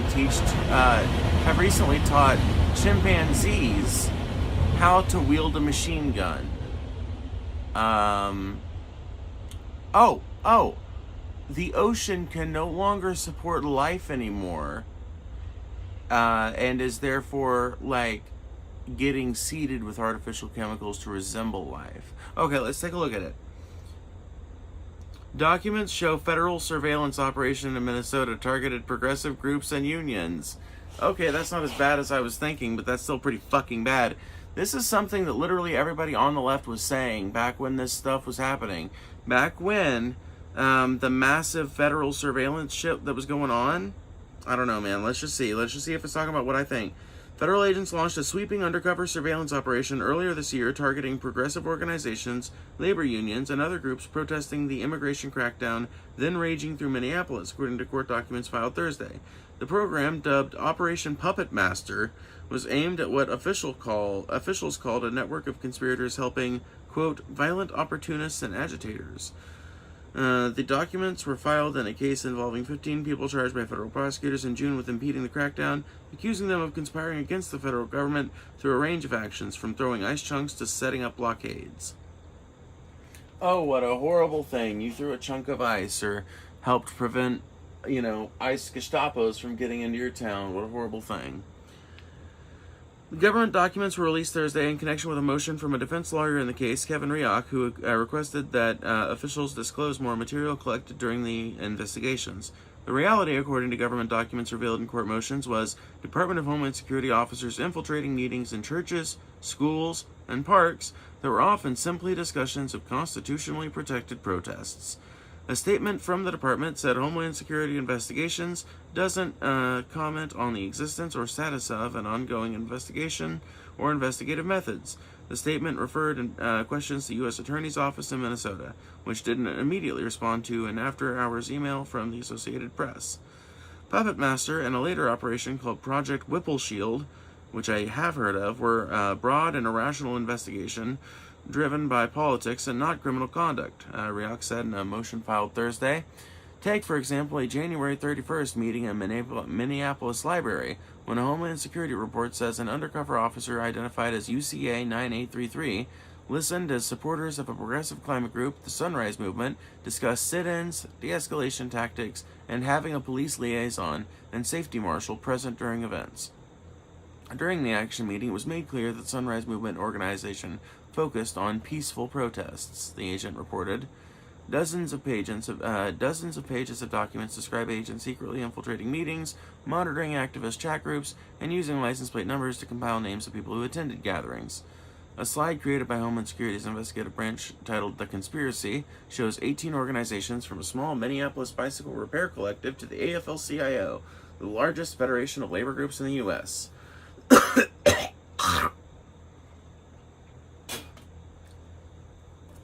The government also obtained years of certain financial records for groups ranging from the Sunrise Movement to major unions, including the Service Employees International Union and the Communication Workers of America, some of the biggest unions in the country.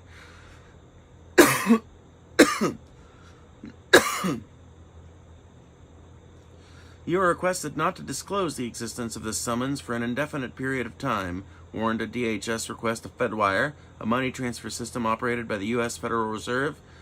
Oh, shit. It's very disturbing, says Ahalan Aranlantham, a professor at the University of California, Los Angeles School of Law. Over time, it could deter people from expressing their beliefs, he said. Of course. Many people don't want to live in a world where expressing their beliefs gives federal agencies the right to investigate them, he said. It's that fear of the creeping police state. Groups that government investigated were furious at the news. Our union has become the latest target of a corrupt administration that weaponizes the legal process against law-abiding Americans exercising our constitutional rights. CWA President Claude Cummings Jr. said in a statement, "We will not be intimidated and we will not be silenced. The AP News Guild, the union that represents many Associated Press employees, is part of the CWA. On Thursday, a coalition of Minneapolis area civil society groups defended the protests and criticized the investigations." I'm not going to read this whole article because it just seems to go on and on and on and on and on and on and on. But anyway, it seems like the gist of it is that America has not stopped COINTELPRO. As it turns out, your local leftist org might be getting infiltrated by feds as we speak. Which I think we all kind of knew that on some level, but it's weird and kind of jarring to hear it put so plainly. In the modern day, no less.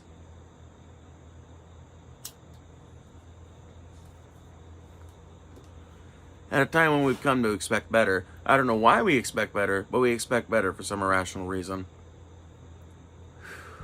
Yeah, Pinkertons, basically, yeah. It's called fucking Puppet Master, yeah, literally. It's called Operation Puppet Master. It's not even subtle.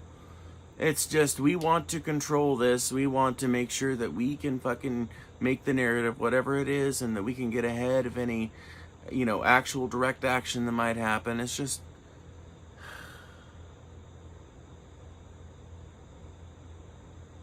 And I don't really know if there is actually a good way to vet people and make sure they're not a Fed.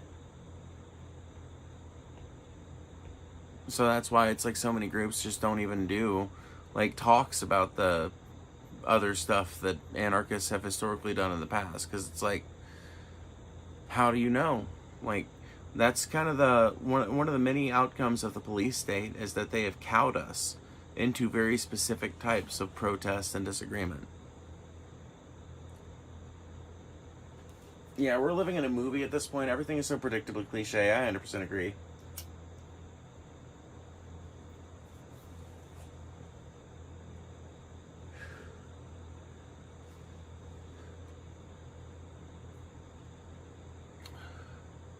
Ruh-roh. Yep.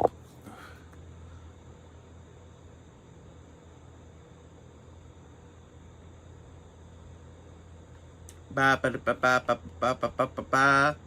Let's see, how long have I been going? Alright, I've been going for 2 hours at this point. I have a massive headache, and it's pretty late at night, so I'm gonna go ahead and call it a night, y'all. Thank you guys for hanging out, as usual. Thank y'all for being cool, as always, and I will see you guys later, very soon. Okay? By later, I mean later tonight, probably. Anyway, I will see you guys later. Talk to y'all again. Sorry we couldn't spend more time talking, but I have a headache and I need to go. Yes, we're living in a South Park episode, actually. Yeah, no.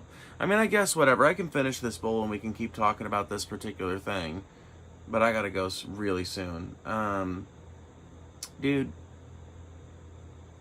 this sort of infiltration is incredibly common in the modern day with a bunch of different political orgs, and some of it you might even understand, right? Like, you might understand why a reasonable government even might want to infiltrate far-right kind of violent groups that are actively trying to do terrorist shit. But when it comes to continuing to infiltrate leftist groups in the hopes that you can eventually convince them to do some shit that they weren't doing otherwise, that is textbook entrapment. And it's been done to so many different people at this point.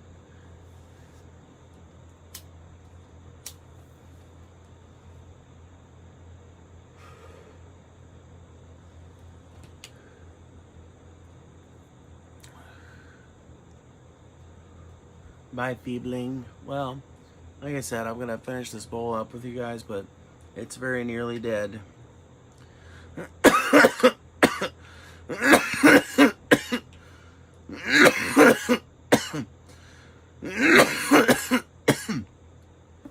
And yeah, I need some water, some lemonade or something. Something.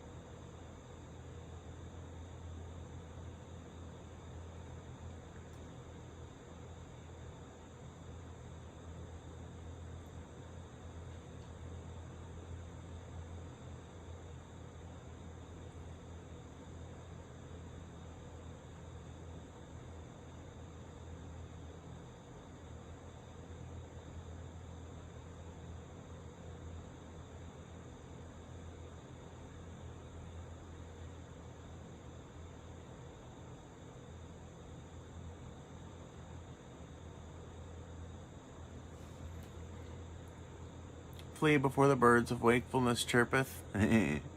Flee before the birds of wakefulness chirpeth. Do not weep, for the day shall grow into night, and we will meet once again.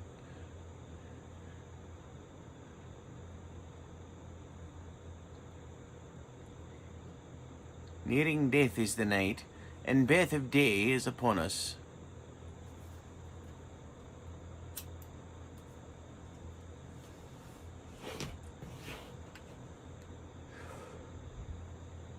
Do not weep, for the day shall grow into night, and you will meet once again. Yes, quite. Alright, with that being said, thank you guys for hanging out. I will see y'all later. Peace!